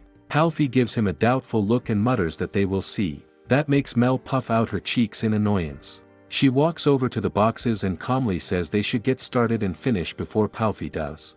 Palfi instantly snaps, asking what makes her think she is more skilled than a dwarf. Mel calmly fires back, asking what Palfi thinks. That only irritates Palfi even more, and she challenges Mel to a competition to see who can finish first. The two immediately get to work. Akio watches in amazement. Palfi is incredibly fast, packing 3 boxes in the time it takes him to finish one. She proudly tells Mel to look at that speed and precision so she can understand the difference between them. But her words trail off when she notices Mel using magic to speed up her own movements while she works. Mel calmly replies that she never heard any rules saying she was not allowed to use magic. Left with nothing else to say, Palfi simply tells her not to tear the wrapping paper. Even she could increase her speed with her skills, but before she can finish, a stack of boxes suddenly topples beside her. Mel calls out her name in shock. Palfi lets out a long sigh and mutters that she made a big mistake. Akio points out that there is a cut on her face. She touches it and casually says it was just the cardboard. It will heal on its own if she leaves it alone. Mel immediately says that will not do. If it leaves a scar, it will be a big problem. She insists on healing it with magic. Palfi snaps at her not to decide that on her own, but Mel gently tells her it will only take a moment. She lightly brushes a finger against Palfi's cheek, her magic glowing softly, and quietly adds that she looks pretty. The unexpected compliment catches Palfi completely off guard. She quickly looks away and grumbles that the competition is not over yet, so they should keep going. After the competition, Palfi finishes ahead of everyone and wins. She smugly turns to Mel and asks how she likes that. Is she impressed? Mel smiles and sincerely says she is very impressed. As expected of Palfi, her dexterity is incredible. Akio agrees, saying both of them were unbelievably fast. Strangely, the praise only seems to make Palfi more frustrated. She snaps, asking why she feels so irritated. This is exactly why she did not want to meet elves. Mel softly replies that she is actually happy they met. Palfi scoffs, saying she knows that is just an elf's way of being sarcastic. Mel gently shakes her head and says that is not it. Seeing Palfi living a healthy, normal life in Japan has given her confidence that she can also live peacefully with Akio. She is truly grateful for that, so she thanks Palfi. Palfi mutters that there is no need to thank her. Mel leans in curiously and asks whether it was difficult for Palfi to get used to Japan. Palfi admits that of course it was. The language, the culture, and the lifestyle were all unfamiliar. At first, she had no idea what to do. But then she discovered Japanese knife making and became fascinated by the craftsmanship. As she devoted herself to mastering it, she gradually came to understand Japan itself. Little by little, she got used to living there. Mel smiles and says that sounds exactly like a craftsman such as Palfi. It is amazing. Palfi shrugs and says it is nothing unusual. People who end up thriving on Earth usually find something they become passionate about. Maybe Mel will eventually find something like that too. Mel happily replies that if that is the case, she already has. She suddenly throws her arms around Akio, looking at him with complete affection, and declares that she has already found what she wants to devote herself to. Palfi immediately groans, telling her that is not what she meant. The sudden hug knocks Akio onto the floor, but Mel only hugs him even tighter, happily declaring that Akio is the object of her passion. She has to keep trying until he truly accepts her. Then she shyly tells him that if he wants her, she will gladly give herself to him. Palfi grabs Mel by the shoulders and tries to pull her away, grumbling that she should not be doing this in someone else's house. Mel does not budge in the slightest. Instead, she clings to Akio even tighter and begs him to dye her in his colors. Malfi mutters, "Why is this elf so strong, not being able to budge her?" Mel says she came there of her own free will, so there is no need to pay her. But Palfi firmly tells her that is not how it works. No matter the circumstances, if people are not paid for their work, they will eventually stop valuing it. Mel politely apologizes, thanks her very much, and says she will gratefully accept it. Palfi then points at Akio and bluntly says that next time, only he is coming. Akio sighs to himself, thinking that in the end, he still could not improve their relationship. There has to be some other way. Then he remembers something Mikano told him. Palfi loves sweets. Maybe if they all eat together, things will get better. He mentions there is a taiyaki shop on the way back that sells freshly made taiyaki. Palfi pauses and repeats, taiyaki. She asks what he means by freshly made. Akio smiles and says she probably would not know unless she tried it. If she would like, he will treat everyone so they can eat together. She hesitates for a moment, but the thought of sweets quickly wins her over. She immediately declares that yes, she wants to eat it, so they should go right away. At the shop, Palfi starts explaining that farm-raised fish are grilled in large batches, while wild fish are prepared one by one. Wild fish have a crispier texture, while farm-raised fish are fluffier. Both have their own good points. Just then, two girls approach Mel and excitedly tell her they watched her video and are cheering for her. Mel thanks them with a warm smile. Before long, even more people gather around her. Standing beside Akio, Palfi quietly mutters that Mel really is loved by everyone. An old memory suddenly resurfaces in Palfi's mind. Long ago, she had suggested to the elves that they deepen their friendship with the dwarves. They had traded with each other for ages, but their relationship had always remained distant. She proposed forming an alliance, explaining that it would increase trade, allow them to help one another in times of need, and even let them create high-quality magic items together by combining the elves' magic with dwarven craftsmanship. She even suggested they start by sharing a drink together. But the elves completely misunderstood her, accusing her of only wanting to make money from magic items. Even though she explained that profit was only one of the benefits, they coldly told her to go home and drink by herself. She tried talking to them several more times after that, but every attempt was met with the same cold rejection. Just remembering it still leaves a bitter feeling in her chest. She suddenly turns to the shopkeeper and asks him to make 2 more taiyaki. Akio quietly explains everything to Mel, telling her that Palfi had wanted to build a friendship with the elves for a long time, but it never worked out. He thinks that is why she still feels distrustful, even when working with her. Mel softly says she understands now. Akio adds that Palfi is actually an honest person. Once she realizes Mel is different, he believes she will gradually open up. Mel nods and says that if that is the case, she should be the one to take another step forward. Spending today together made her realize she truly wants to have a good relationship with Palfi. Mel walks up to Palfi and honestly asks if she would be willing to be friends with her. Regardless of race or history, she wants to know her simply as Palfi. Palfi blinks in surprise, a blush creeping onto her cheeks. Then she huffs that, well, if Mel insists that much, she is not against it. But Mel should be grateful for her generosity. She then hands one of her taiyaki to Mel, grumbling that she is giving her one. A moment later, she casually says she is heading back to her workshop, and Mel can come with her if she wants.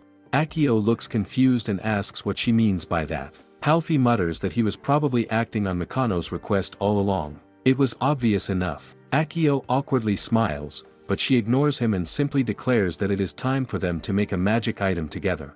Mikano receives a call from Palfi while she is lifting weights at the gym. She picks up and asks what is up, then pauses in surprise when Palfi tells her she is going to make magic items. Later, the manager of the organization welcomes Mel and Palfi back. This time, Mel and Palfi will be working together to make a magic item. He says he is happy that they are working together. Palfi winks and says she is happy for him as well, then says they should get started. She asks if he has any materials from the other world. He replies that they arrived the other day and that they are free to use them. He then asks what kind of magic item she wants to make. She replies that she would like to see the materials first because it depends on what they have. He tells her to follow him. Outside the storage room, he enters a password into the keypad before swiping his card. Palfi remarks that, as usual, the security is strict even here. The manager replies that it is because materials from the other world are extremely valuable on Earth. As they step inside, Akio looks around, thinking it looks like a simple room.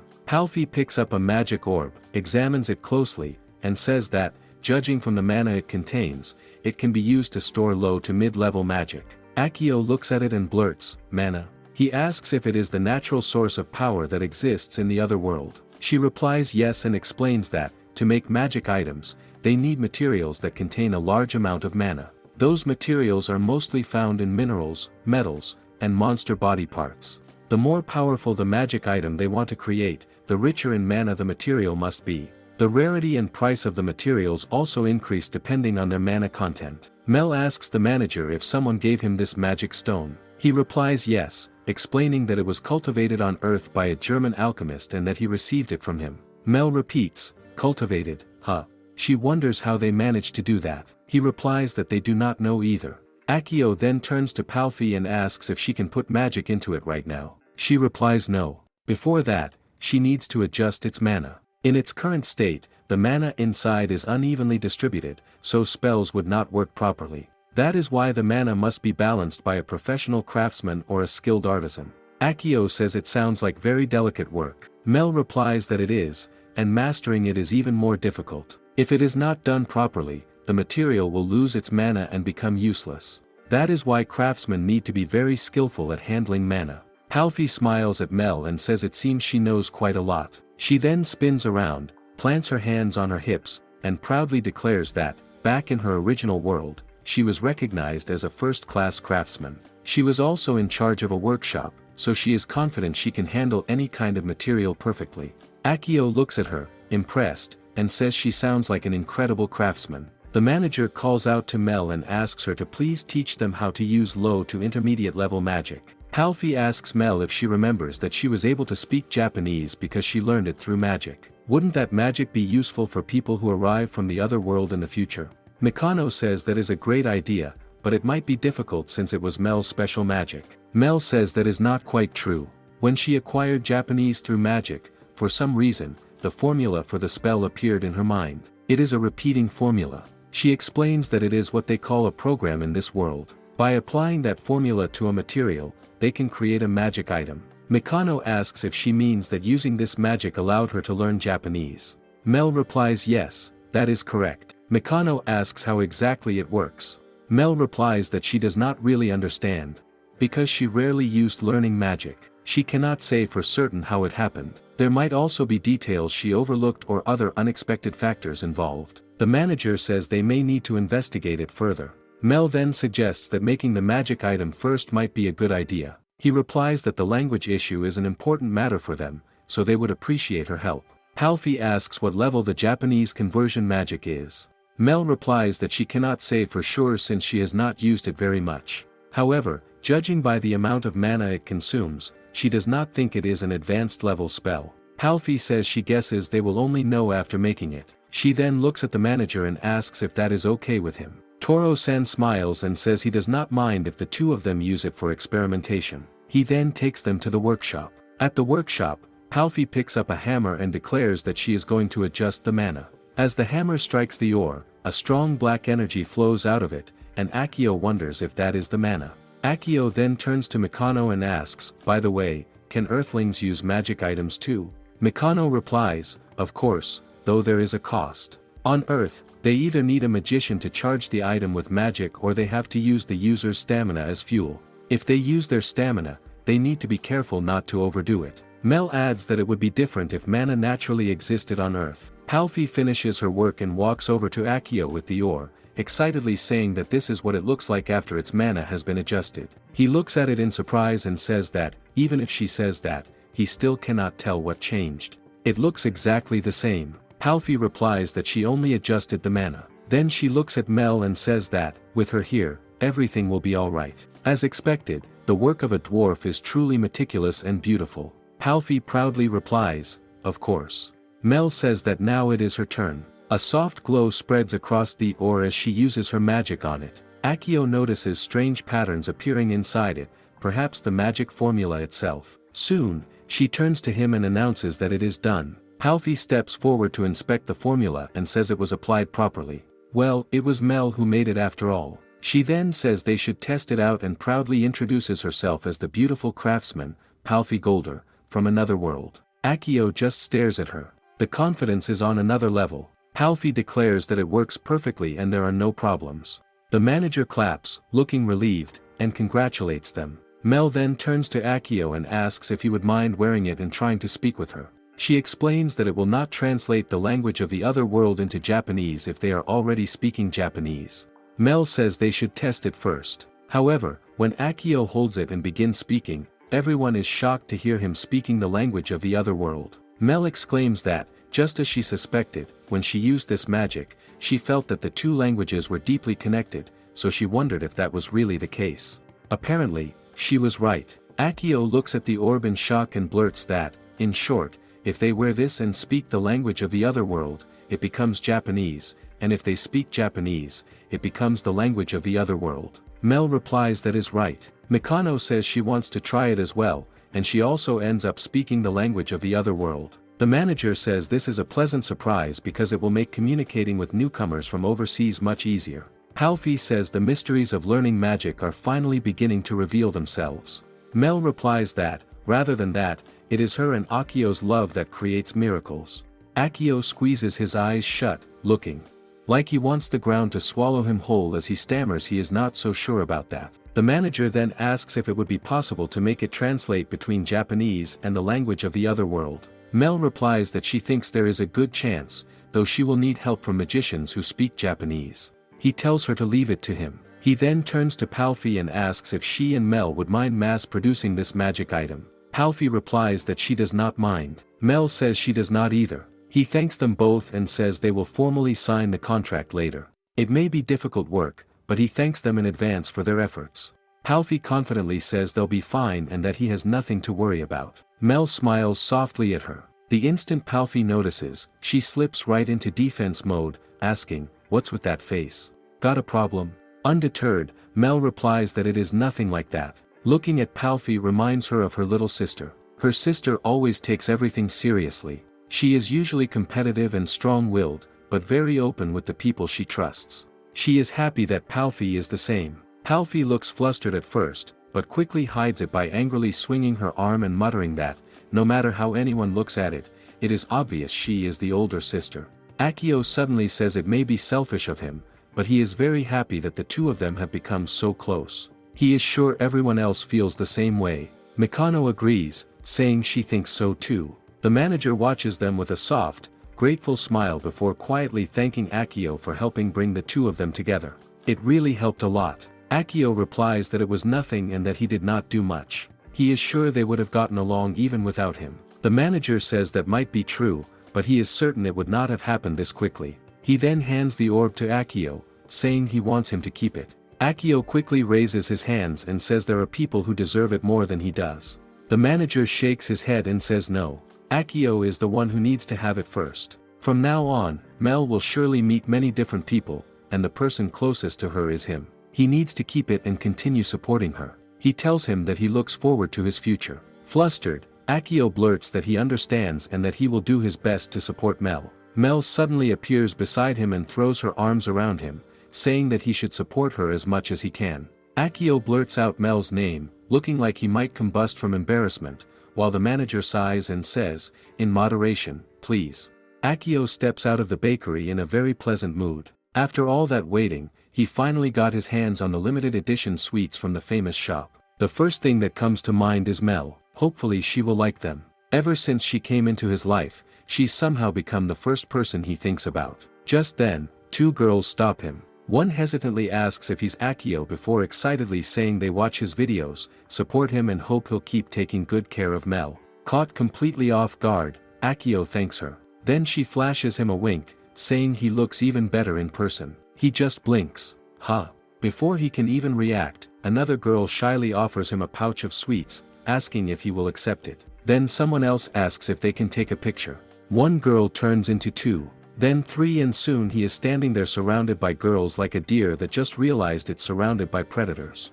Akio scratches the back of his head, looking around in disbelief. Is this what being popular feels like? But that thought only lasts for 1 second. The next moment, he frowns at his own thought and mutters as if that is true. They are only talking to him because he lives with Mel. If only he knew someone had been watching the whole thing. From the rooftop across the street, Mel quietly watches every girl gather around him. The usual smile that is always glued to her face when she sees him, is for once nowhere to be seen, and that possessive look returns to her eyes. When Akio gets home, Mel is there waiting for him like always. Only this time, she doesn't look like herself. Trying to cheer her up, he holds out the limited edition sweets from the famous bakery. She forces a smile and thanks him and says she will make some tea. Akio follows her and nervously laughs, admitting getting home was harder than expected. Ever since the videos came out, people have been recognizing him everywhere. Some even stopped just to cheer them on. Nothing like this has ever happened to him before, and he honestly had no idea what to do. The second he says that, Mel suddenly turns around. Her eyes go wide as she quietly blurts out that she is worried. Akio just stares at her. Worried? Mel tells him he is such a kind person, and that is exactly why she's worried other women will come after him. Akio lets out an awkward laugh and assures her that will never happen. He is not popular. Mel doesn't answer. Her shoulders give a tiny shake as her eyes slowly grow wider and wider until that familiar look is back. No, she knows those eyes. Those women were after him. Before Akio can even respond, Mel throws herself into his arms, wrapping them tightly around him. She says she is grateful to the people of Japan, but she can't let him go. Akio gently tells her everything is okay, but Mel suddenly perks up. Wait, she has got it. He doesn't have to go outside anymore. They can stay inside together. Forever. The scary part is, she looks deadly serious. She exclaims that it's a wonderful idea. Why didn't she think of it sooner? Akio's smile slowly stiffens. Being a shut-in forever, he forces out a laugh before telling her he really can't live like that. Mel quietly looks at him and asks if he is trying to run away from her. Akio immediately shakes his head. No, that's not it at all. Mel lowers her gaze. Even after she loves him this much, he is still trying to leave. Her eyes stop on his legs. Then she quietly says he doesn't need them. A knife rises into view. The next thing Akio knows, he's tied up on the floor, desperately struggling while Mel stands over him. She gently tells him not to worry. It won't be inconvenient. If she takes care of him herself, her love will reach him even better. Their bond will only grow stronger. Two birds. One stone. The two of them, together forever. Akio trembles from head to toe before suddenly waking up with a scream. Later, Mel is calmly chopping vegetables in the kitchen while he tells her sorry for the fuss. He was just having a nightmare from the horror movie they watched yesterday. He then thinks to himself he cannot say that the characters were replaced by Mel and him. She repeats horror movie. Still holding the kitchen knife, she turns toward him with a gentle smile and asks if it wasn't just a pure love story. She doesn't remember anything scary about it. Akio stares at the knife, then at Mel. His eyes go completely blank. All he can do now is silently pray that dream never comes true. Akio can only sit there, his shocked eyes fixed on Mel, not even blinking. All he could was pray that it wouldn't come true. On the other hand, a hunter stares in disbelief at the dead animals before him. Animal corpses are strewn all over the place. He wonders what on earth happened here, but then a dark presence sends a chill through him. Slowly, he dares to look up, only to find a huge skeleton looming over him. The skeleton wraps a bony hand around his neck. His body locks up for a moment, but his limbs finally respond. He swings his rifle into the skeleton before turning and running for his life. Akio is absorbed in a book when she suddenly appears beside him, resting her head on his shoulder and asking what he is reading. He flinches before quickly collecting himself and explains that it is a manual on how to deal with beings from other worlds when humanity first makes contact with them. Minako told him that, as a contractor, he has to read it. She replies, "Oh, that? She already read it." She actually liked it because it showed a lot of care and consideration for people from other worlds. Akio says it must be true if it is coming from an otherworlder herself. He adds that he also skimmed through it, and it felt like the way they treat otherworlders is no different from how humans on Earth treat one another. The mentality is basically the same. He then asks her if she happens to know of anything that would make her get closer to an otherworlder. Her face brightens, and she says, well, for example, if he gets provocative within his psychological intimacy with her, she thinks that would get her excited. Flustered, he blurts that he's not talking about her. She then tells him if he treats her with love and care, that is more than enough for her. He asks her, is that so? He then looks down at the book again, saying still, dealing with other races seems very difficult. She says, right, the mental makeup of the other races differs from that of humankind, which is why there are so many differences between them. Though there are races who get along well with humans, it is extremely rare. If anything, there are lots of species that are deemed dangerous by humans. There are even cases where they consider humans worthless, therefore, they attack and become hostile toward them. He repeats, worthless, huh? She tells him she would advise against meeting new races that show up on Earth without having an ambush ready. He says the manual did mention that it's not recommended to approach them alone as well. She tells him she can count on her fingers the number of times she has managed to build good bonds with them. Just then, his phone starts ringing. It is Minako. Minako urgently asks him if he's home now and whether Mel is with him. He replies that yes, he's at home with Mel. She says, all right, she'll pick them up by car. Do they mind coming to headquarters? After the call ends, he turns to Mel and tells her that Minako wants them to go to headquarters right away. Mel says she wonders if something urgent has happened. When they arrive at headquarters, everyone is busy on calls. It doesn't escape Akio's notice, and he says it sounds like they are extremely busy. Minako admits that undead have come to Japan. He blurts, by undead, does she mean those beings often seen in isekai stories? She replies, yeah, that's right. Mel says they are unholy creatures that do not follow the rules of the world and feed on people's life force by feeding off their hatred. Minako says exactly, they are super dangerous, and tells her to take a look at this. She shows her a photo of the skeleton and says it was captured by surveillance cameras. Akio blurts, whoa, that's a skeleton, isn't it? Mel says, no, this is an elder lich. It is a type of undead that can use magic. Akio admits they must be terrifying beings. Then he says, weren't otherworlders supposed to come once every 2 or 3 years? Does this mean there have been incidents of otherworlders coming to Japan within a very short period of time? Minako replies, no, she doesn't think that's the case. This picture was taken at a trading port. They suspect it showed up in a foreign country several years ago and then snuck onto a ship to come to Japan. Fortunately, there were no casualties among the ship's crew or the people working at the port. It seems it moved into the mountains, where some hunters were attacked. They did not sustain any life-threatening injuries, though. Mel says elder liches are undead with very high intelligence. She wagers it is carefully stalking its prey to avoid attracting unwanted attention as much as possible. Mikano lets out a sigh and says that's the problem for them. Beings that cause harm to people while being extremely prudent are by far the trickiest to deal with. It would be easy to deal with them if they went on a rampage, but when they act methodically and carefully until they are discovered, it costs them time, meaning there will be delays in dealing with them. At present, they do not know the elder lich's location. It was last sighted in the mountains, but they gave the nearby residents a cover story about a gas leak and evacuated them to safety. Commander To-Do has already gone to the scene and taken command there. Akio says it looks like this has turned into a big deal. She tells him not to speak of this to anyone so as not to cause panic. Then she turns to Mel with a pleading look and asks if she happens to know of any method to pinpoint the undead's location. Mel replies that she does. Undead usually release filthy mana all around them, so it is possible to track them by that mana. Minako then asks her if she would mind heading there with them now. Mel replies that of course she can. They should deal with this issue before any more casualties occur. Akio then asks if he can go with them as well. He'll do anything he can to help. Minako says that would be a great help. To be honest, they have been greatly short-staffed while evacuating the residents. However, Mel hesitates and says there's no telling if things might go south, so it would be better if he stayed behind. Akio looks back at her and says he's still one of the staff, and he wants to help her in any way he can. His words catch her off guard. Her eyes soften, and suddenly she jumps in his arms. Holding on to him, she declares they should stay together wherever they go. Mel looks up at the helicopter, her lips parting slightly. She's never seen one up close before. Mikano is on the phone, saying they're heading over there now.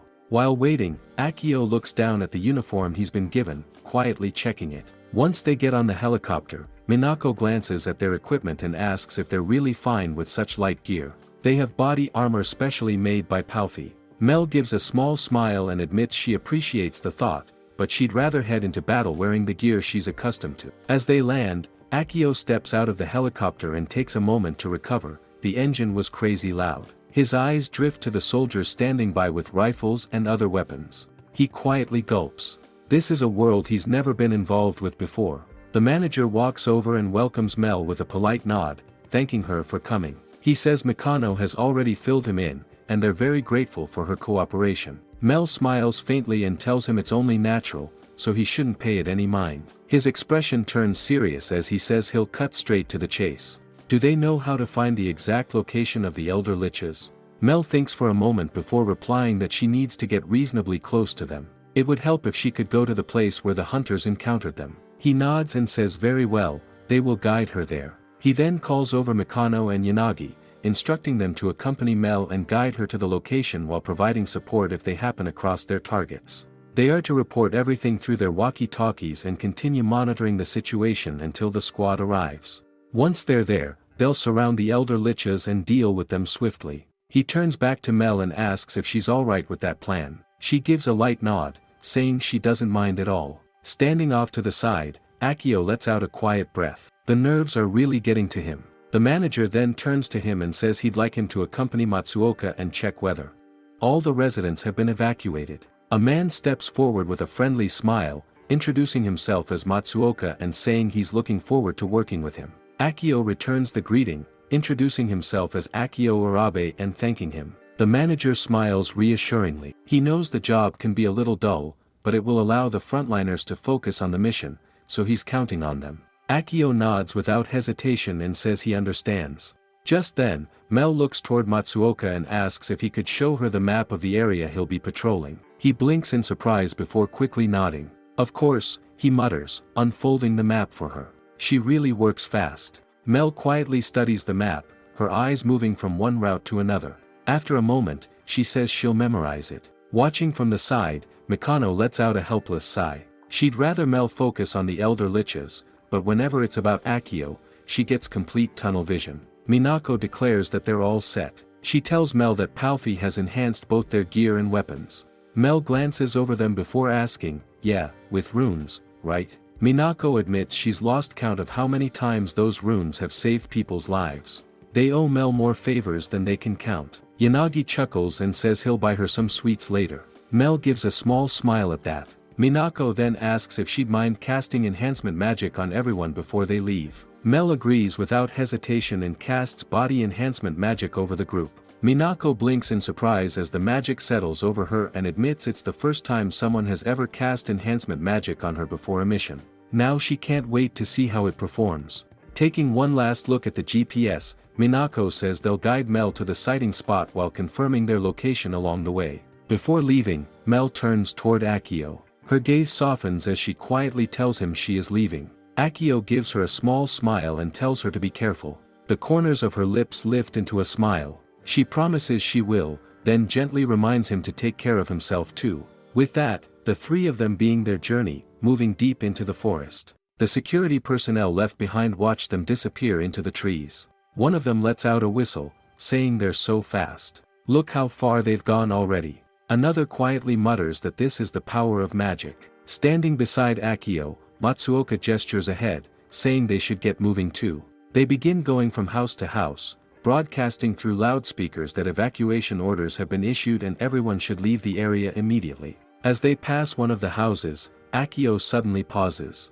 A groan reaches his ears. He turns toward the house, then heads inside to check. In one of the rooms, he finds an elderly man lying on the floor. The man winces in pain, saying he can't move because of his aching back. After helping him outside, Matsuoka looks at Akio with surprise and asks how he knew someone was still in there. Akio points toward the house and says the window was open, but the screen door was closed. It felt strange to him. Matsuoka looks impressed and thinks Akio's observation skills are pretty sharp. Thanks to him, they managed to rescue their first resident. At the same time, Mel and the others continue making their way up the mountain. As Mikano runs up the steep slope, she suddenly realizes she isn't out of breath at all. She looks down at herself in amazement. Magic really is incredible. For a moment, she thinks what would happen if this power ever became commonplace on Earth. They arrive at the place where the elder liches were last sighted. Mikano looks around before turning to Mel. This is the sighting spot. What does she think? Mel shakes her head.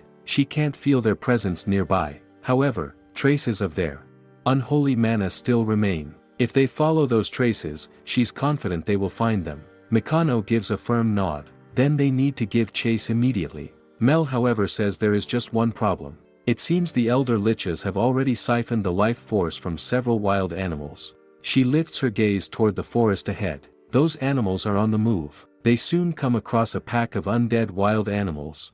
Minako wonders if they are zombies or maybe skeletons. Mel explains they are low-level monsters that appear when animals are touched by the corrupted mana of an elder lich. She says they have nothing to fear from monsters like these, and it should not take long to defeat them. The only problem is that if they run away, finding them again could be difficult. Minako nods and says in that case, they should take all of them out now. She and Kanagi draw their weapons at once. Standing firm with her shotgun in hand, she watches a possessed deer charge straight at them. A gunshot rings out, dropping the deer where it stands. The other undead animals fall one after another as well. Mel watches quietly before saying, "So this is the shotgun. It has amazing firepower, yet it is much quieter than she expected." Minako smiles and says that is all thanks to Palfi. The shotgun has many effects added to it, and reducing the noise is only one of them. The firearms are not the only things Palfi improved. A huge undead bear rushes at Kanagi, but he meets it without hesitation. His eyes sharpen as he swings his katana, cutting the beast cleanly in half. He moves through the rest of the monsters just as easily, each slash ending another one. Mel says she would expect nothing less from a katana forged by Palfi. It is unbelievably sharp. Kanagi says that is only part of the reason. Without the body's strengthening magic, he would never have been able to cut through them so easily. Mel closes her eyes for a moment. More than that, both of them have the skill and strength to match their equipment. They are truly dependable. A small smile appears on her face. It is her turn now. Mel walks to a nearby tree and places a hand against its trunk. At once, thick roots burst from the ground, racing across the forest floor before wrapping tightly around every remaining undead animal. Minako and Kanagi can only stare as the monsters are crushed where they stand. The roots slowly sink back into the earth. Mel brushes her hands together and calmly says they have cleared all the monsters. In her mind, she admits she may have gone a little overboard with the tree roots. She turns to Minako as if nothing unusual happened and says they should get moving. Minako remains frozen, her eyes wide and her lips parted, looking like her mind has stopped working. After a few seconds, she finally finds her voice and admits she expected Mel to be strong, but not this strong. Kanagi nods and says they can count on her. Mel quietly insists she is not that amazing. On the other hand, Akio points toward the next evacuation area and says they should check over there. Matsuoka agrees and says they should move to the next area. Akio nods. As they walk, Matsuoka says Captain Tudo was right. Akio really is a very honest person. Akio smiles awkwardly and says he does not think that is true. Matsuoka smiles back and says he is glad to hear that. He thought someone living with such a successful person would be difficult to get along with, so he had been worried. Akio realizes Matsuoka is simply the type of person who says exactly what is on his mind. Just then, something catches his eye. He stops and looks toward the house in front of him. Keeping his eyes on one of the windows, he says he feels like he just saw a shadow inside. Matsuoka says there might be someone trapped in the house who cannot move. The two immediately head inside to check. As they press the doorbell, no one answers. Matsuoka says that even after ringing it, nobody is responding. Akio tries the front door, but it is locked. The two head around to the back of the house, only to stop when they notice a broken window. Glass is scattered across the ground outside, showing it was smashed from the outside. The window frame is bent so badly that it is clear this was not the work of an ordinary thief. Matsuoka's face turns serious. He tells Akio they need to get away from the house right now. He immediately grabs his radio and reports that they have found an anomaly in Area D, asking for backup as fast as possible. Before he can finish, a huge figure steps out from the house. The Elder Lich slowly walks into view, towering over both of them. They freeze. Even then, Matsuoka manages to report one last thing. They have found the Elder Lich. The Elder Lich speaks in otherworldly language. Matsuoka's eyes widen and he blurts he is casting a spell. He suddenly throws himself onto Akio. A huge blast follows. Minako looks around and asks if this road leads to the shopping district. Yanagi says it is right around Area D. Just then, a message comes through the radio. Matsuoka and Akio's team have run into the Elder Lich. All nearby squads are ordered to head to Area D immediately. Mel's elf ears twitch. The next moment, she is running like her life, or rather his life depends on it. Yanagi and Minako rush after her, but she pulls farther away with every step. Yanagi says Mel is way too fast and she is going to leave them behind. Minako figures she must be using a different kind of magic. Mel's mind is occupied with Akio. His name keeps playing in her head like a haunted lullaby. For the first time, she genuinely looks terrified. If she loses him, she knows she will never forgive herself. As the smoke clears, Akio slowly opens his eyes. He is alive. Then he feels someone's weight on top of him. Looking up, he sees Matsuoka lying across him, badly hurt. Akio quickly tells him to hang in there. Matsuoka forces out a weak smile and says he is still alive thanks to Palfi's gear. Even so, it was a direct hit. He cannot move anymore, so he tells Akio to run while he still can. Akio stares at Matsuoka, realizing he protected him. There is no way he wants to leave him behind, but carrying Matsuoka while escaping is difficult. Then he remembers the radio. He already contacted the others. If he can just buy enough time, help will come. Then something Mel once told him pops into his head.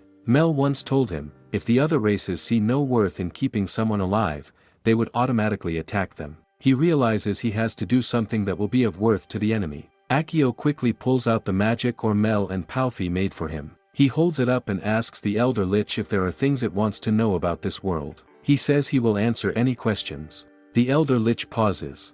It asks if Akio can understand its language. Suddenly, it grabs Akio by the throat and lifts him off the ground. It says that if he understood everything it just said, then he must know what is happening. Akio nods and says yes. He explains that the Elder Lich has come to a world without mana. The Elder Lich says it knew it. That black hole brought it to this world. It then asks if anyone else came here besides him. Akio says yes.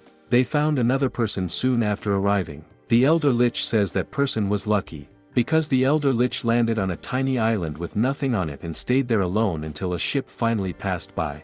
Akio realizes Minako was right. The Elder Lich came here by hiding on a ship. The Elder Lich then asks about something. It says that the other person did not seem to have it. Akio asks what it means.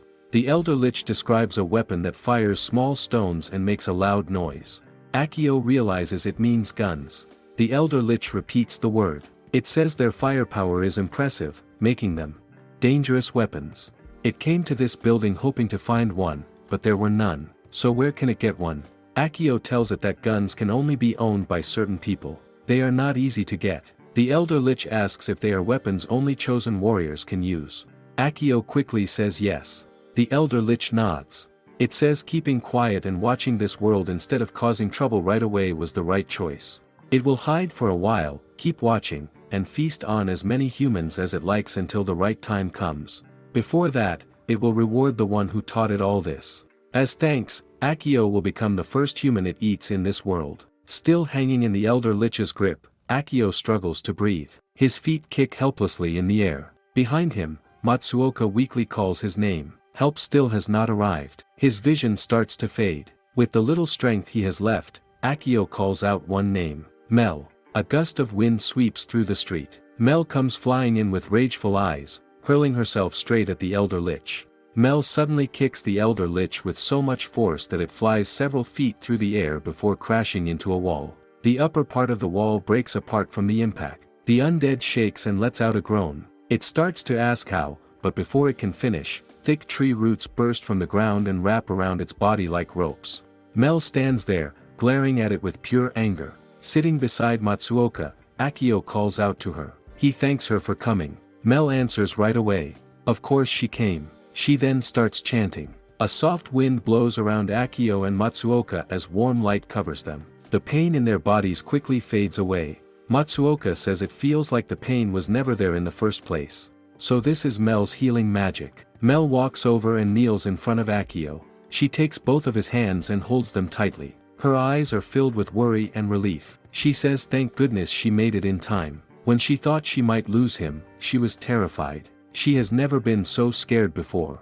Akio can only look at her in surprise and quietly say her name. Their moment is cut short when the Elder Lich speaks. It looks at Mel and says she is an elf, so she came to this world just like him. It says she will pay for kicking him. Mel slowly turns around. Her eyes become sharp again. She tells Akio to stay where he is. She will deal with that filthy undead herself. The Elder Lich snorts. Does she really think she can beat him just because she caught him by surprise? What an arrogant elf. Mel answers that she was about to say the same thing. She already hated his kind, but then he dared to lay his filthy hands on her Akio. He is the disgusting one. The Elder Lich laughs loudly. Is she really angry because of that weak human?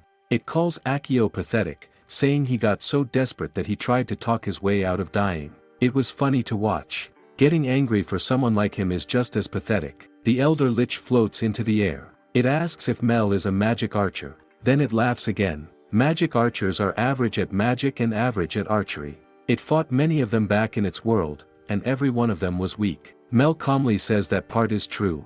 Learning both magic and archery takes a long time. Most magic archers never become the best at either one. Akio quickly tells her they should wait for backup. Everyone will be here soon. They should leave and meet up with the others instead. Mel turns to him, and her expression softens. She smiles and tells him everything will be okay. The Elder Lich starts another spell. A huge fireball forms above its hand. It says this is the power of a true spellcaster. Mel quietly raises her bow. She lets the arrow fly. The arrow goes straight through the Elder Lich. For a second, nothing happens and then the body falls apart just like that. The Elder Lich stares at itself in shock. It cannot believe it. Her arrow broke through both his spell and his body. The magic inside that arrow was far stronger than his own. Mel lowers her bow and tells him elves have something they do not. Time. The Elder Lich grits its teeth. It says it will at least get off one last attack. Just then, Minako and Yanagi arrive. Minako apologizes for being late. They lost Mel on the way. Yanagi says they only found her by following the magic she used earlier. Mel tells them not to worry. She found the Elder Lich so quickly because she could follow its corrupted mana. A few moments later, the backup team arrives. The manager runs over and asks if everyone is alright. Akio and Matsuoka tell him they are fine. The manager quickly looks around. Where is the Elder Lich? Did it escape? Akio points ahead and says it is over there. Everyone looks in that direction. Only the Elder Lich's head is left. Yanagi stares at it in shock. Don't tell me Mel already beat it. Akio replies yeah, she defeated it by herself. The manager lets out a long sigh of relief. It looks like Mel saved everyone again. Mel shakes her head and says she could not have done it without everyone's help. Akio smiles and says Mel was amazing. The Elder Lich suddenly speaks again. It curses them, saying this is truly frustrating. Minako frowns and mutters it still refuses to give up. Mel says it is already falling apart. It cannot do anything anymore. The Elder Lich laughs one last time. It says it is a shame it cannot kill them. But one day, destruction will come, not just for them, for this whole world. When it came here, it felt that thing. The manager asks what it means by that thing. The Elder Lich laughs again, as if it would tell them. They can wait for that day and live in fear. Its body finally turns to ash and disappears. The manager looks at Mel and asks what she thinks. Mel says she does not know what it meant. It is better not to think too much about the last words of an undead monster. Akio asks if it was just talking nonsense. Mel says maybe. They should remember it just in case, but she would not worry about it now. The manager smiles and says good job, everyone. Now they need to clean up the area, make sure everyone is safe, and help the citizens return home. Due to this incident, Akio feels like he now has a good idea of how tough the job of the Otherworld Countermeasure organization is.